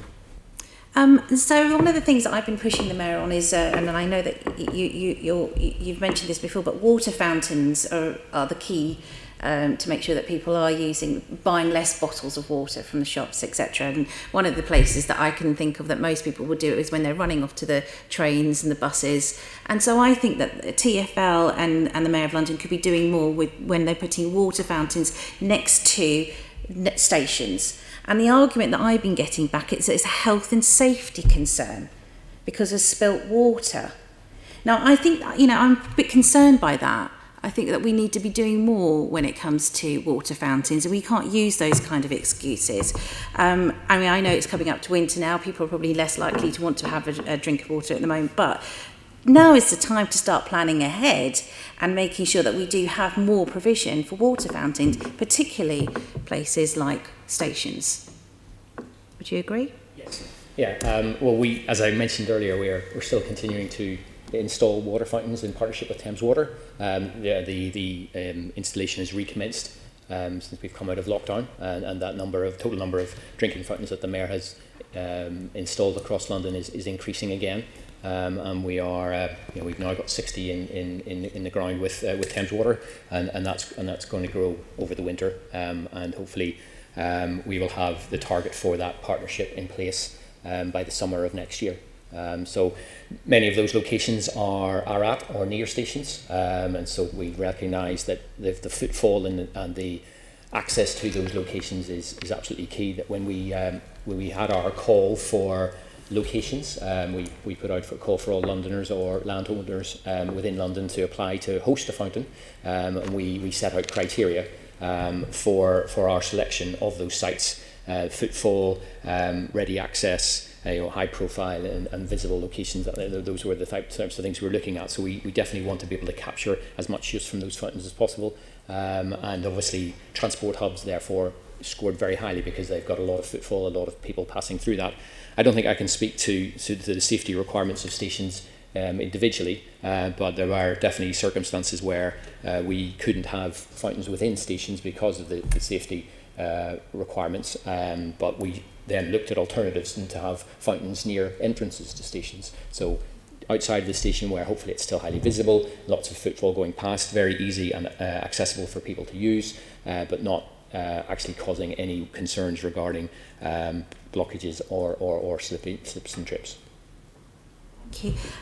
Can I bring in e-scooters here very quickly? Have you thought about batteries being reused and safely disposed of for e-scooters? Has that been part of any discussions at all for the strategy at all? Can I ask Wayne or? No. I think we're aware that it's that electric batteries is an issue. It's something that I guess we need to do some thinking about and some work on. I don't recall us having anything in the pipeline at the moment. But again, we've talked to various stakeholders about this, and we talked to Fairphone. Actually, there was an interesting conversation we had in one of our podcasts about where these materials come from and how we need to safely dispose of them and recycle them. So there's more work to be done, without a shadow of a doubt. Or something that local boroughs will be dealing with more and more. So it'd be good to get some updates on that and what you'll be doing next. Thank you. Thank you. Assemblyman Best. Thank you. I was just enjoying the smooth segue from water fountains to e-scooters. I wondered where that was going for a second. I just wanted to bring in our partners that are here today and their view on the London Environment Strategy. So to ask, going from Hugo to Rachel to Sarah, firstly, what's the role of local authorities, NGOs and businesses in the London Environment Strategy? Do you feel there's enough support from the Mayor? And also, how best could the Mayor support you in what you're doing, or better support you in what you're doing? So I'll go around that way. So when you look at the London Environment Strategy, obviously there is a specific goal for 2026, but for example, there isn't any specific direction on the electrical waste, so it's not as clear or detailed. So this leaves some great goals, but not really like a specific pathway towards improving recycling and improving performance in this area. So I think this is an area where we don't feel we've been particularly involved or listened to as stakeholders. In terms of how can the Mayor of London improve their support towards organizations such as ourselves, definitely we see opportunities to not specifically for us as an organization, but for the sector at large to create opportunities to go in that direction of finding some of the solutions that could at scale make London a leading city when it comes to the way we deal with prevention of electrical waste, for example. There's something interesting that has happened at the level of the London Environment Strategy is a bit more of a focus on procurement when it comes to also potentially to electrical and electronic products.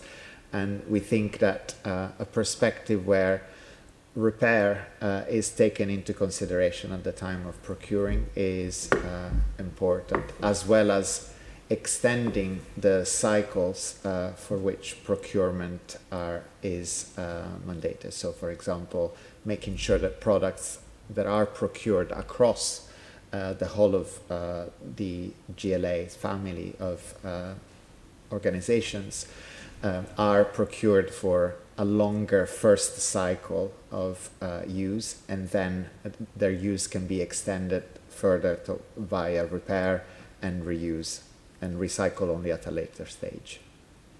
Yeah, I think that's really useful comments. And Rachel, did you? I think for me, what's interesting from today is hearing about the RRP plans. Hopefully I've got that right. And one of the challenges that we find is that we are having to communicate with all 32 boroughs separately.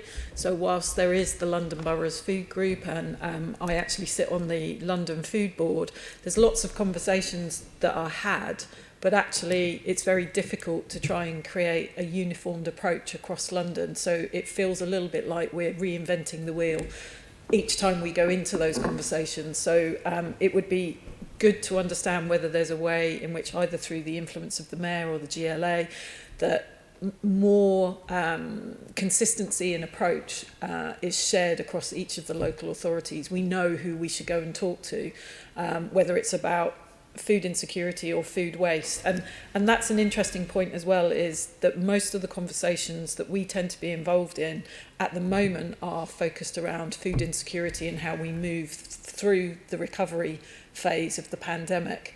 But we are starting to see some boroughs now coming to us and talking to us from a climate perspective. So getting that level of consistency and understanding what the boroughs are trying to achieve and how they're achieving it, and working together to do that, because I know London is a huge city and we have a huge number of people and a huge number of challenges, but it doesn't seem to make sense to reinvent that in each of the boroughs. You know, there should be more London-wide initiatives. If we could make that happen, that would be ideal. Thank you, Rachel. Again, really helpful, I think. And Sarah? It's quite difficult for me to answer about the role of different actors in terms of the London Environment Strategy. What I would say is that it's very important for everyone to understand their role. And we see, the GLA has clearly identified its role in the implementation plan. London has identified its plan. Projects like Felix have identified, kind of self-identified its role in the bigger scheme. So I think it could be helpful to clearly identify the role of different actors. At the Ellen MacArthur Foundation, we see kind of 5 broad goals that different, all kind of stakeholders and actors can be working in parallel towards. The first is to stimulate design for a circular economy. The second is to manage resources to preserve value. The third is making the economics work for the circular economy. The fourth is investing in innovation, infrastructure and skills. And the fifth is collaborating for system change. And so the role of different actors is different in each of those goals, but what's important is that each of these actors can identify and understand what their role is in making the London Environment Strategy work and accelerating efforts towards a circular economy. I think also maybe useful to say that I think the London's Future Neighbourhoods project and the ultra-low waste zones that Wayne talks about, has spoken about, is perhaps places where efforts could be concentrated, so that the GLA and the GLA group, local councils, NGOs, businesses, citizens, you're concentrating efforts into these a fewer number of places. Everyone's starting to figure out how we collaborate together in these spaces. Once we get success there, how can we replicate it out to get London-wide efforts and strategies. In terms of local authorities, NGOs and businesses being supported enough by the mayor, of course, there's always more that any mayor can do.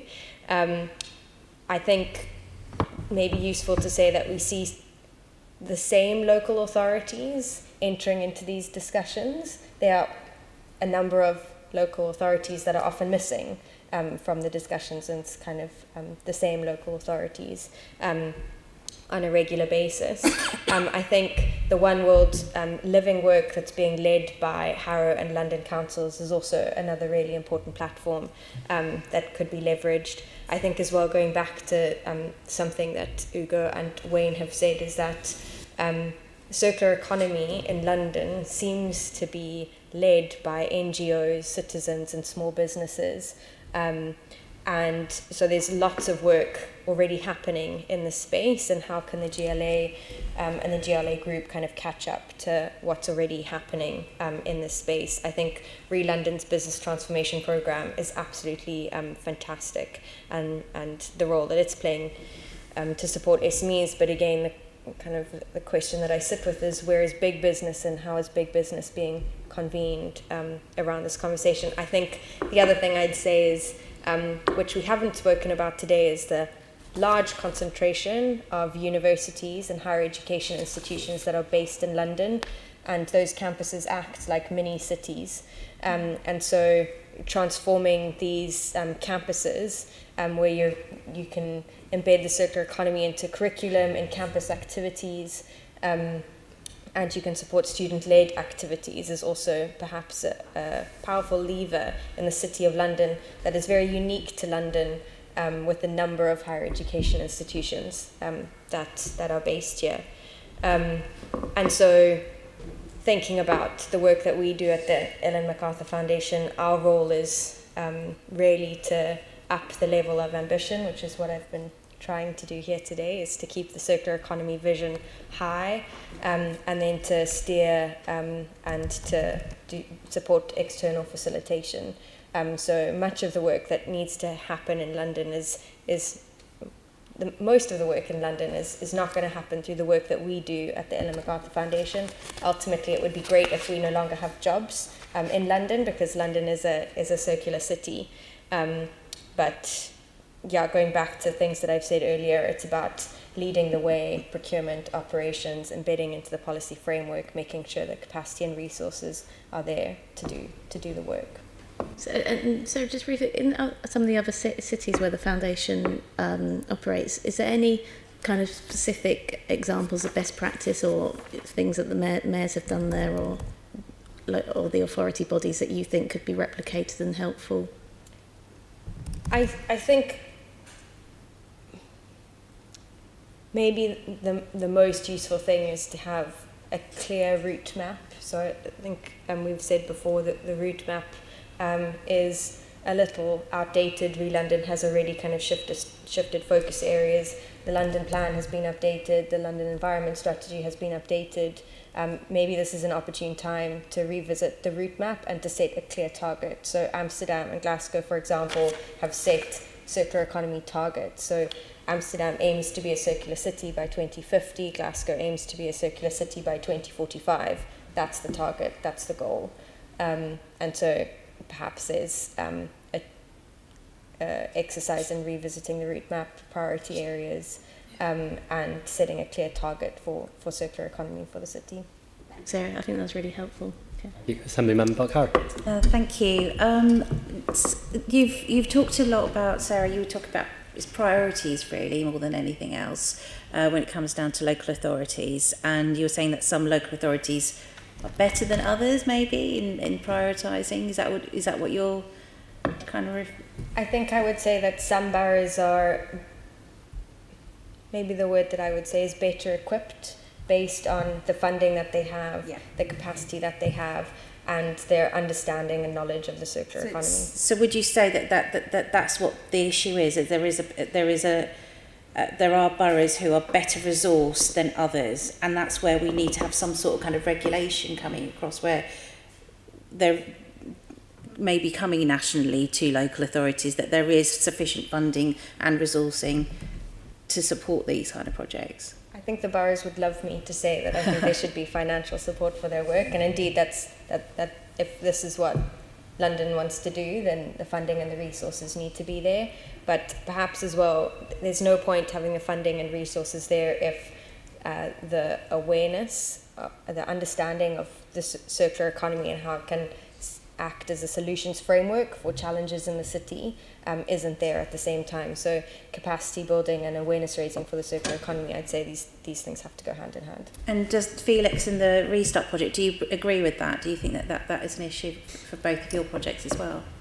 Yeah, I would say that we have conversations with the same boroughs all the time. Might be different to the conversations you're having, but there are certainly some boroughs that either are adequately funded or have a stronger impetus to be innovative, to make best use of the limited resources and funding that they have, but from a wider context. So they embed more into what they're doing. So the circular economy becomes more embedded into what they're doing and what they're trying to achieve because they see the downstream benefits of that. So yeah, I would agree.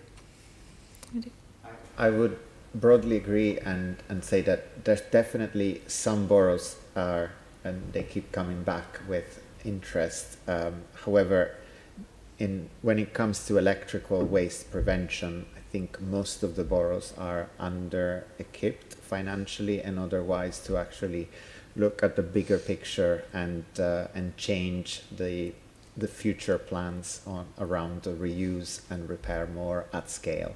So and possibly because some of the issues specifically related with electricals are more complicated and they can't really be solved just on a borough by borough level. And so while there are some encouraging projects and the initiatives on consumption emissions, the One World that we've been consulted on recently is going in the right direction, looking at how cross-collaboration between different boroughs is important. At the same time, we are seeing a limit to which what amount of funding could any borough commit to that could actually make a big impact if other boroughs aren't able to join in and make some of these processes work at scale. So that's where probably the balance between what level of more central London-wide funding could help achieve at scale and what individual boroughs can do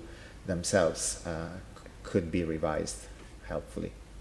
You were mentioning in the Felix project that the pandemic didn't raise a new issue with food issues. It was actually just highlighted the issue that was already there.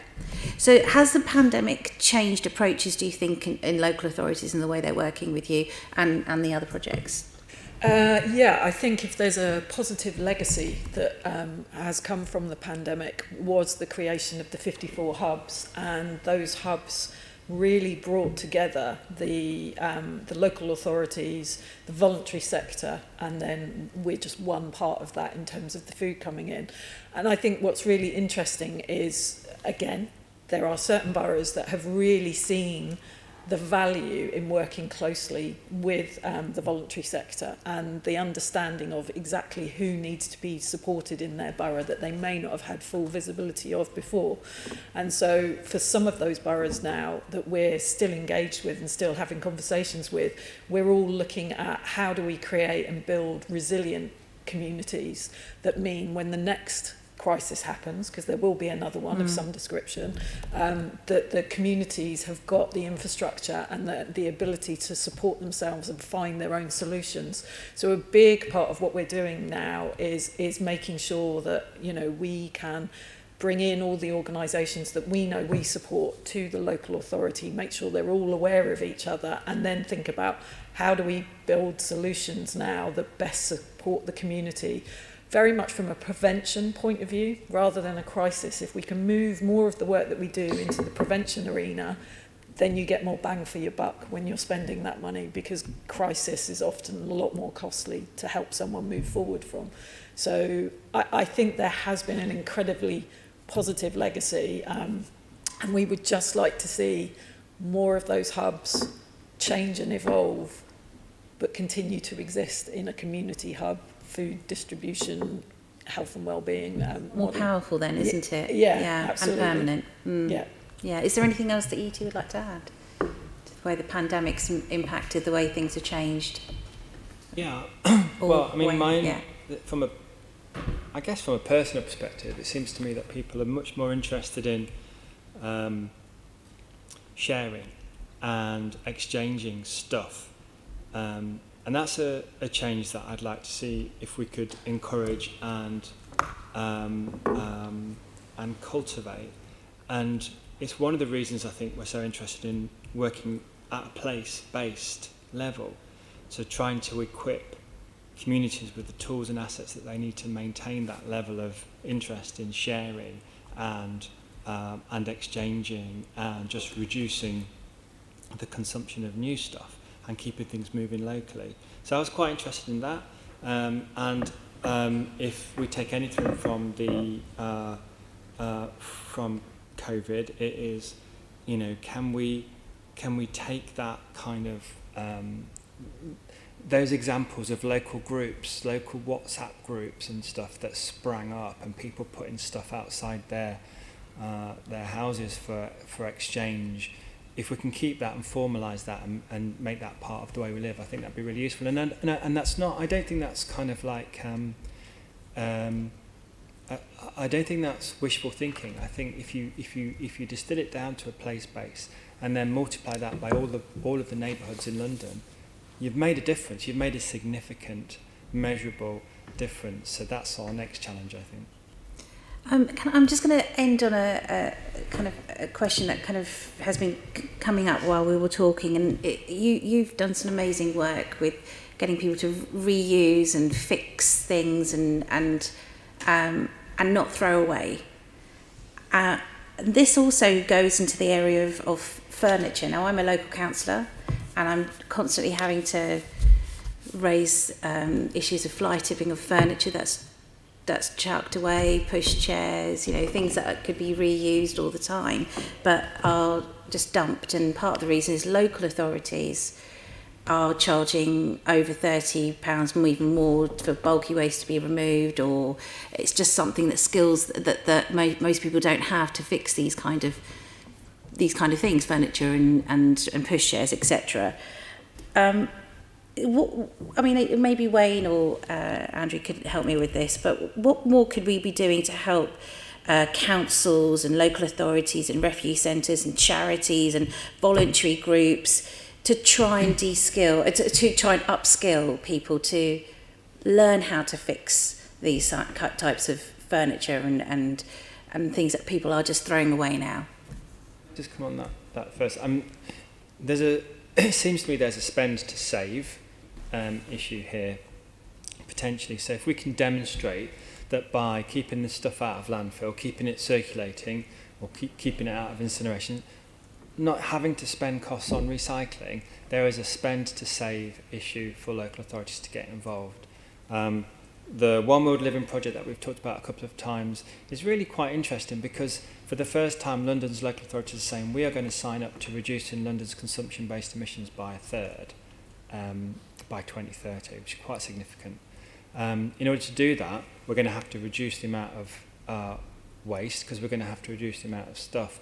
So we're doing a trial with Olio and Kitch in Bexley, where they're seeing if they can invest in these companies to reduce the amount of food waste that ends up in going to disposal, and they can see on their bottom line how much that has saved, and therefore that gives them a case to invest in those businesses. So there is an opportunity for us to do more formal stuff around supporting local neighbourhoods and supporting SMEs and other community groups in a more formal way to keep this stuff out of landfill. Now, we have to develop that case, no doubt, but that's part of the work that we're quite interested in doing, and we do have some resources that we're going to put into this, because for me it's the future of the circular economy in London. We've done lots of stuff from the top down, and now we need to build it up from the bottom up. Brilliant. Thank you. Thank you. Assemblyman Cooper. Thank you. There's a whole chapter in the London Environment Strategy that deals with waste, and it sets out a lot of the Merrill aims that we were talking about earlier, relating to recycling, waste, the circular economy, reducing plastics, reducing use of landfill, reducing everything that goes to incineration. But what is also obvious, it seems to me, is that the Mayor's powers are quite limited in this area. Collection is not a responsibility of the Mayor. There are some regulatory powers over disposal. and I'd like to start with you, Andrew. Do you think the Mayor, the City Hall, the GLA requires more powers to improve waste management across the whole of London? I was really listening to what Rachel was saying about having the same conversation over and over again, and I know that we all sometimes do feel like this, and in an area like this, you know, is this not something that where we need to be a bit more joined up, and could that sit at City Hall, those additional powers? In terms of being joined up, the suggestion of a single waste authority was looked at some time ago, and I think it was rejected by government, and some of the further following negotiations that followed that, and from those negotiations we ended up with the London Waste and Recycling Board. So I think we've come into a position, a very unique position, where we've got a body like that, that we're able to rely on and sort of bring a consistency of approach across London. So I think we're very fortunate to have that, and then I think the Mayor uses his powers where they exist for consistency as much as possible. So we've got the RRPs, and every single borough has one of those, and they follow a template, and they are all setting out how they're going to contribute towards targets, how they're going to bring forward different innovations. We've got the Mayor's consistency across the recycling and food waste collections that all boroughs are now delivering, and then we've got that consistency of approach through the review and feedback on waste management contracts as well. So we've got that, so sort of checking they're in general conformity, and making sure that they've got the consistency of approach to make sure that we've got all the principles embedded in those contracts that we would want to see there, like proximity principle or reducing waste and focusing on recycling ahead of any other disposal. So I think we've got a very solid approach to sort of consistency all across London, across the boroughs, with the powers that the Mayor has. I think what we need from sort of government is, as I mentioned earlier, greater support and almost recognition of the challenges that London faces. So when I say support, I've mentioned it earlier, that we need greater funding, and the one mechanism would be fair receipt of London's landfill tax receipts, to make sure that we can deliver the infrastructure and the initiatives that are required to significantly reduce waste and increase recycling. And then when I speak about the recognition of London's challenges, I think we've been engaging and lobbying government a lot around what the proposals that are coming out of the resources and waste strategy. So we've seen consultations on plastic tax, we've seen consultations on extended producer responsibility, deposit return schemes, and a national approach to consistency of service. So we've been lobbying the government around all of those points and making sure that London's challenges are recognised and are considered in those, so recognising the role of the Mayor in setting new contracts, the role of the Mayor in setting targets for all of London, and making sure that we have got London's challenges considered with regards to the density of our population, the number of people who live in flats, and the sort of the diverse nature of the people who live in London as well. So making sure that we are able to use those mechanisms that the sort of national government are bringing on board, and fitting them to the London scenario whereby they have the best impact. I hear what you say, and you seem to be saying more that having some more money and recognising that we're not getting our fair share of landfill tax, and that could be a source of that money, is more important than extra powers. But I'm still not sure that extra money would solve the situation that we find ourselves in with Barnet, who are still, were doing food waste separate collections and now aren't. So I do come back to you again to say, if more powers were offered, would that not put us into a better situation? I think specifically with regards to Barnet, obviously they decided to postpone their food waste service. Suspend, I believe, is how they've described it. Suspend. Allegedly. Thank you. They've been in suspension for some time. I feel sorry for them. It must be quite unpleasant now. Yes, it's a shame that it has lasted so long. Absolutely, and we've been engaging with them on that to see how quickly they can bring it back. I think the powers that the Mayor has, he has got the power of direction for boroughs to implement the for the environment strategy and gotten the power to direct them to do so if they refuse.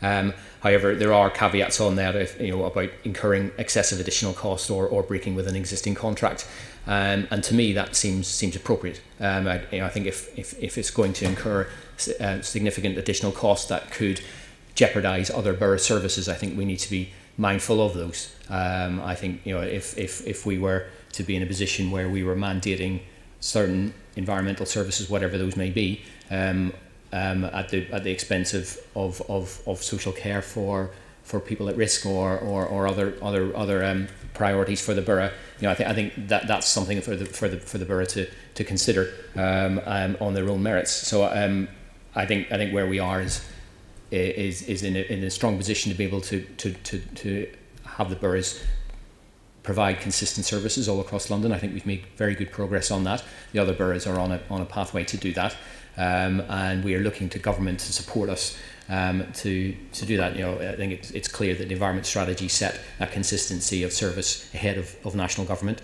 and now they are catching up, and we are lobbying government to make sure that they deliver those requirements and the funding for them as quickly as possible.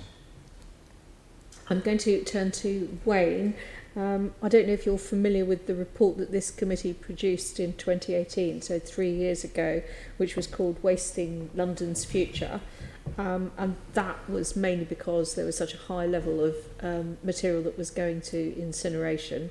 And I think we've just been exploring in a lot of detail about the need to reduce but also to reuse. But the fact of the matter is we still see an awful lot of material going into incineration, particularly food waste and also other items that could clearly be reused. Do you think City Hall and the Mayor have done enough to respond to the recommendations in that report to actually start to reduce the level of incineration that we see that's so high in London? The levers that are available, not just to City Hall but to local authorities in terms of reducing waste, are what can you actually do? Are in my view, substantial but relatively minor when you consider the volume of material there is out there. The solution is a solution that has to be arrived at in collaboration with government, both local, regional and national, and civil society at large, as well as citizens. And that means that we have to provide support for local authorities to do their job as best they can through the municipal waste collection services and the communication services and all that entails. But also, and I think this is really important, that we have to do much more to develop that network of civil society and business organisations that provide circular economy solutions to citizens. I really can't emphasise that enough because, take a drill, the circular economy drill. Nobody really needs, in my view, who isn't a tradesperson, a drill. It's just a piece of stuff that you have to carry around. I've got one, I only use it once a year.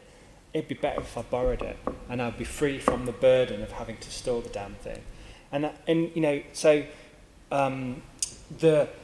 The proliferation of services that offer lending or sharing or leasing or whatever it is, that's what we need more of. And that comes from a systemic change. We're embarking upon that right now. So I do think that City Hall have saying the right things. I certainly believe that right now we have the best partnership arrangement that I've known in my history of working in London between the Mayor of London and London's boroughs, partly because of the recovery mission and all of the work that's come out from that.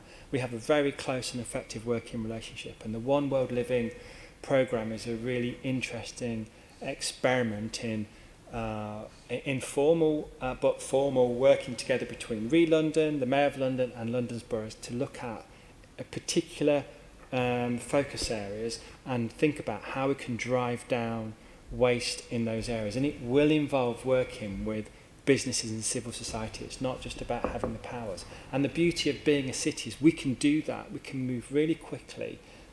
We've seen that nations find it difficult to make big commitments, cities can turn on a sixpence and work really quickly, I would submit. And having the Mayor as chair of C40 is a really good opportunity for us to kind of promote the role of cities and partnership and collaboration, and show governments of the world just how far and fast we can move. Yeah, I mean, I think you're right to introduce the concept of sharing again, which you mentioned earlier, although I noticed in your list of all the people who need to join together to make these things change, that businesses actually was sort of last on your list. I mean, I personally, I used the bus and the tube to get here today. I didn't feel the need that I had to own my own bus or tube, and yet lots of people still feel in London, despite the fact we've got a pretty effective mass transit system, that they have to own their own car. Car clubs are becoming more common, but there is still a mindset shift that needs to happen there. So I think that's a journey that we all need to go on. I mean, there's clearly some things that we're never going to share, for obvious reasons. But I think there's also the responsibility moving far too slowly, in my opinion, on these things. But what can we do in London to encourage businesses to really start to take control of the excessive amount of packaging, and particularly as people have moved, particularly during the pandemic, towards having everything delivered at home? Some of it comes in just so many multiple layers of packaging that is stuff that, far from, you use your drill once a year. What do people do with the cardboard box that's on the outside? Then it's got sort of lots of bubble wrap on the inside, and then pellets, as I don't even know what they're called, those little white pellets. I'm sure they've got some sort of weird name. When are we going to move away from all of that excessive packaging? And is there anything that we can do as a city to encourage businesses to, the programme of water fountains, which came out of a report from this committee in 2017, I think has been fantastic, and I think it's great to push for more. But what are we actually doing effectively to stop all this proliferation of packaging? Is there something that we can do from either, I was going to say refill London, but of course you're re-London. What we do is we support a range of SMEs who offer either no packaging or reusable packaging solutions, and I don't know how many it is, but it's a significant amount. So companies like Unpackaged, Cup Club, who are now called something else, I think, who have got a trial with I think it's Just Eats in Camden to trial returnable packaging as part of their takeaway delivery service. So we supported that. A whole range. Again, if I mentioned businesses last, it wasn't because I put them at last of priority. To my mind, they're an equal partner in this kind of triumvirate of civil society, business, and government. Who all have to do their bit. So what we can do is we can help promote those kinds of services and then promote them to citizens so that they can use them, because there are so many really interesting, innovative solutions out there that are provided by businesses that are just better than the linear alternative. And I think if we gave people the information that would allow them to access that would be a great start. In terms of working with bigger business, I think EPR is going to be I agree with your comments, and I think EPR will do a great deal to bear down on packaging waste. Do you think there's something more that we could be doing to promote the work of Unpackaged, so that we're not just talking about Unpackaged working with Just Eats in Camden, but Unpackaged working with more companies across the whole of London, Andrew? Yes, well, I think we've heard a lot about support to SMEs, and Wayne's talked about the business transformation program, and I've spoken about the Better Futures program as well, and like business transformation program, Better Futures is supporting companies like Home Things that will send you your cleaning products as a tablet to be dissolved in water rather than buying a whole new spray or when packaging, excessive packaging every time you run out. So lots of things like that. But I think at a bigger business level, the mayor is active and is also committing to do more as well. So we've had the London Business Climate Leaders group, which brought together 11 of the largest businesses that are present in London and got commitments from them to take actions across a range of policy areas. But some of those were on waste and circular economy as well. So all of those 11 very, very large businesses have committed to cut or to increase their recycling by to 75% by 2025, and could cut their waste by 50% by 2030 as well. So significant examples from very large businesses that have a foothold in London.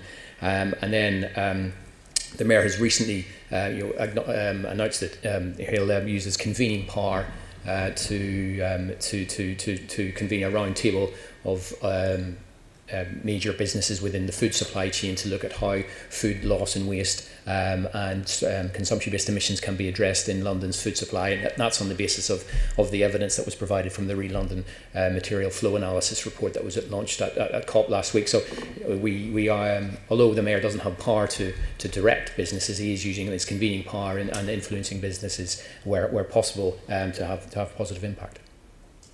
I really hope we can do that. Finally, I just want to ask a question about the sort of the domestic setting, and obviously I think anyone who's spent any time talking to local authorities about their business of trying to collect waste in the first place, trying to keep it separate, trying to keep recycle it uncontaminated, know that actually probably about the most difficult environment is the flatted block and trying to collect from flats. There were a few people from local authorities who actually came in when we were looking at waste before. Can I make the terrible joke about rubbish, if you don't mind, Chair? I feel as though I've joined this committee in 2016, I've been on it since then, and I've been talking rubbish, for 5.5 years now, which will make a number of my colleagues laugh, I'm quite sure. But, we had people come in from Hackney and they were talking about, they were introducing specific arrangements to try and test how they could improve the collection and recycling from flatted blocks. Somebody from Ealing came in and talked about some of the changes they were making, and they were exemplars to try and improve the level of recycling that is collected from blocks. Are we making any progress on this area? Because as I look around me and I look at building projects around London, I mostly see new blocks of flats being built, not cottage estates, for reasons that I think we're all familiar with. Is there any progress? What are we doing? And are there going to be separate rubbish chutes insisted upon in building regulations? So this one's for your rubbish and that one's for your recycling. Where are we going with this? Well, I think we recognise that the majority of new homes in London are likely to be flats, and so we've recognised that within the London plan.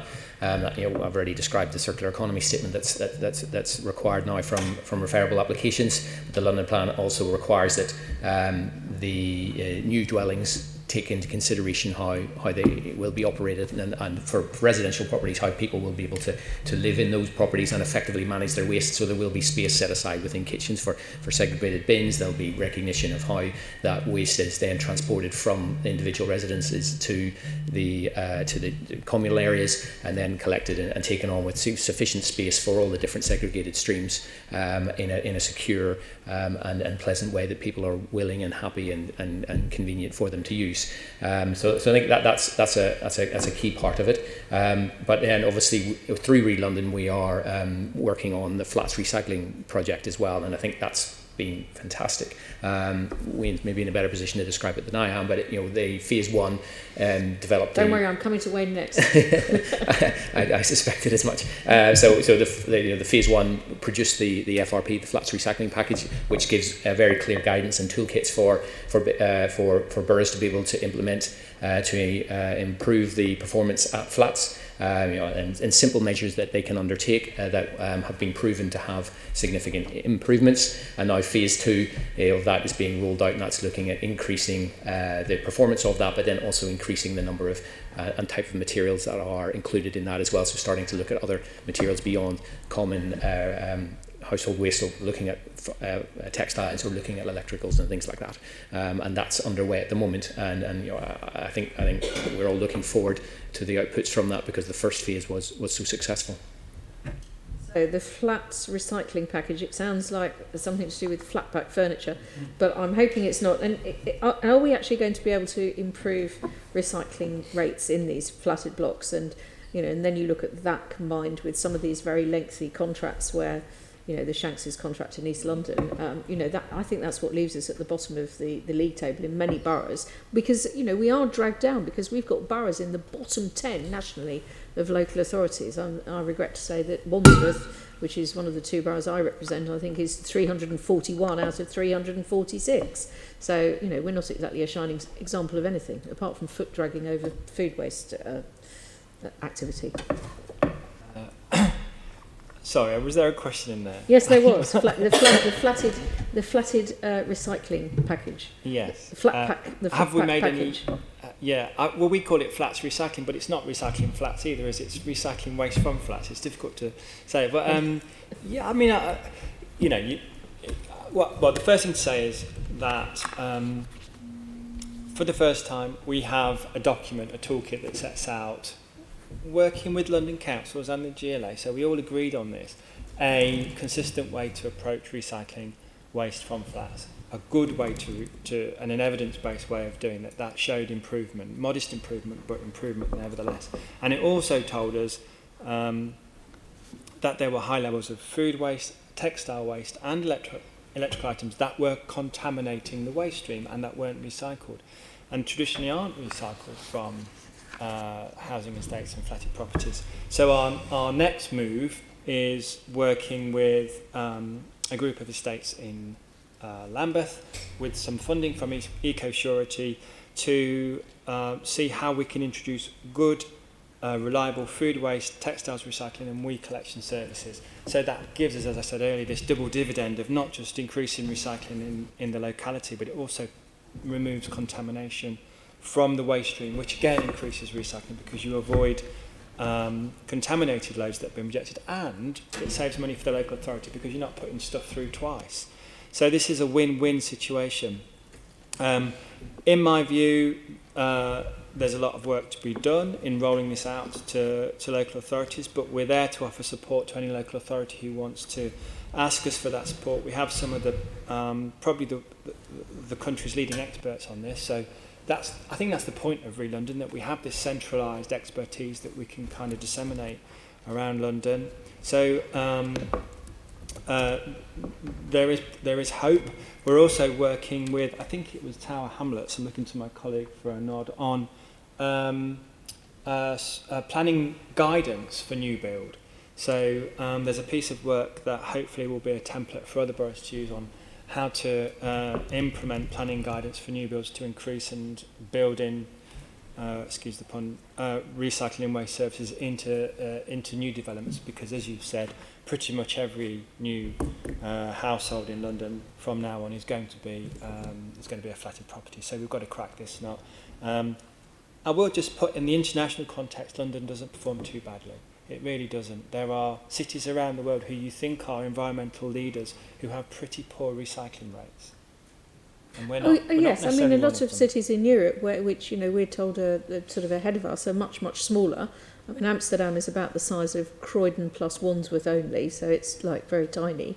And the same with Milan. They're small.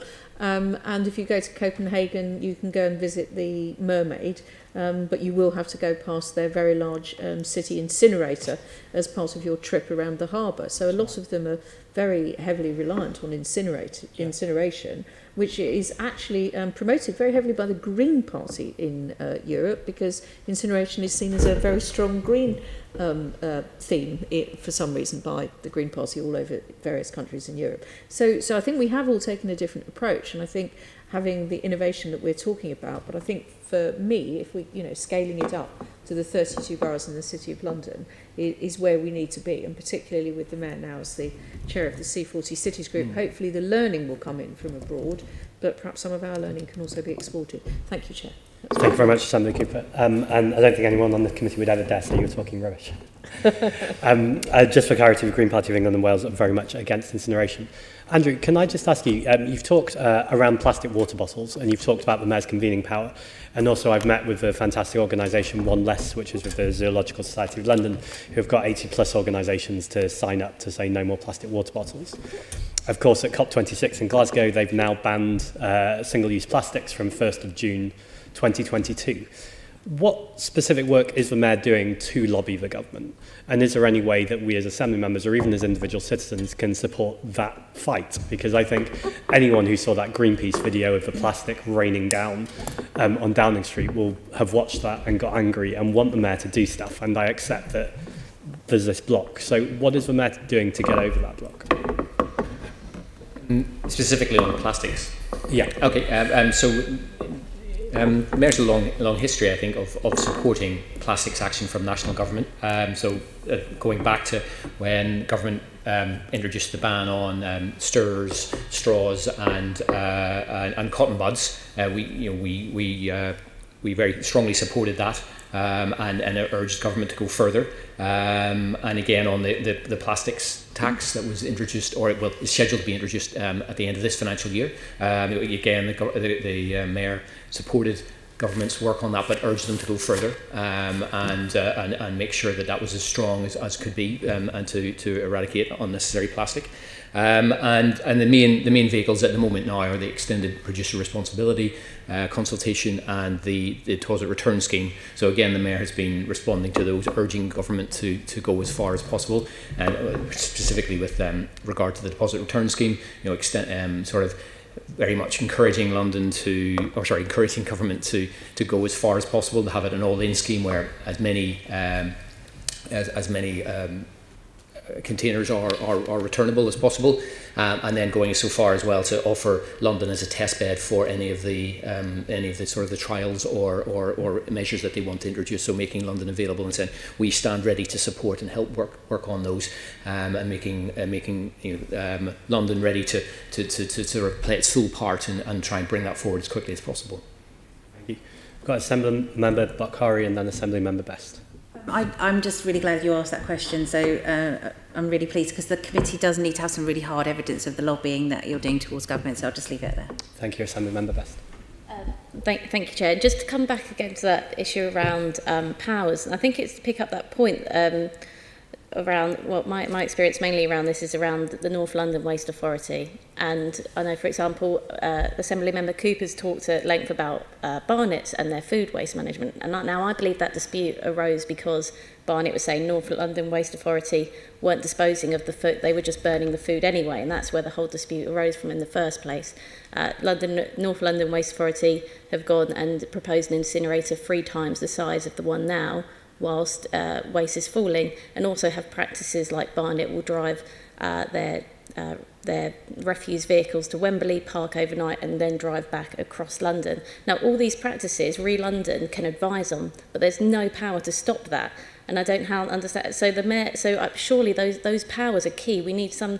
I don't think taking power away from the boroughs is right, but surely there should be some sort of oversight or call-in power that we should be lobbying for. Because from a question I'd asked the Mayor, I believe that was your position as well at London, and you were working with the Mayor to make that case. Is that correct? It's for having more powers. We're not making that case. It's just for money, isn't it? We need more funding to deliver help and support that we deliver and promote circular economy. In terms of offering help and support and advice to local authorities, that's what we see our role as, and we do that at a borough level. In terms of kind of the more kind of structural stuff, I mean, those very specific cases are something we haven't been asked for our advice for by waste disposal authorities in general. We are here to do that if requested, but I'm not sure that we would be able to add much to those debates between the Mayor and local authorities at the disposal level. They're quite detailed, and these are long-term infrastructure projects. Our contribution to infrastructure has been historically to provide funding for things like anaerobic digestion plants, so the one in East London and the one in West London, and also to plastic infrastructure reprocessing facilities, but not to big thermal treatment plants historically. The money, I think, I don't know, I'm a bit disappointed because I just feel like without the powers, it's all a bit futile and, you know, more money, but if people aren't listening and going ahead with these big projects, it kind of makes a lot of the mayor's work, you know, futile, as good as a lot of the intention may be. So I'm a bit disappointed to hear that you're not supportive, perhaps, to think there is a role to play in, you know, really getting to grips with where the delivery of local boroughs is just so at odds with London. But thank you. Well, as I understand it, the mayor has the power of direction, I think, and that's so there are powers there through the London Environment Strategy. So you think that, but the mayor doesn't have enough power to stop those things that, like I've just spoke to you about. That's what I mean. So. Yeah, I take it.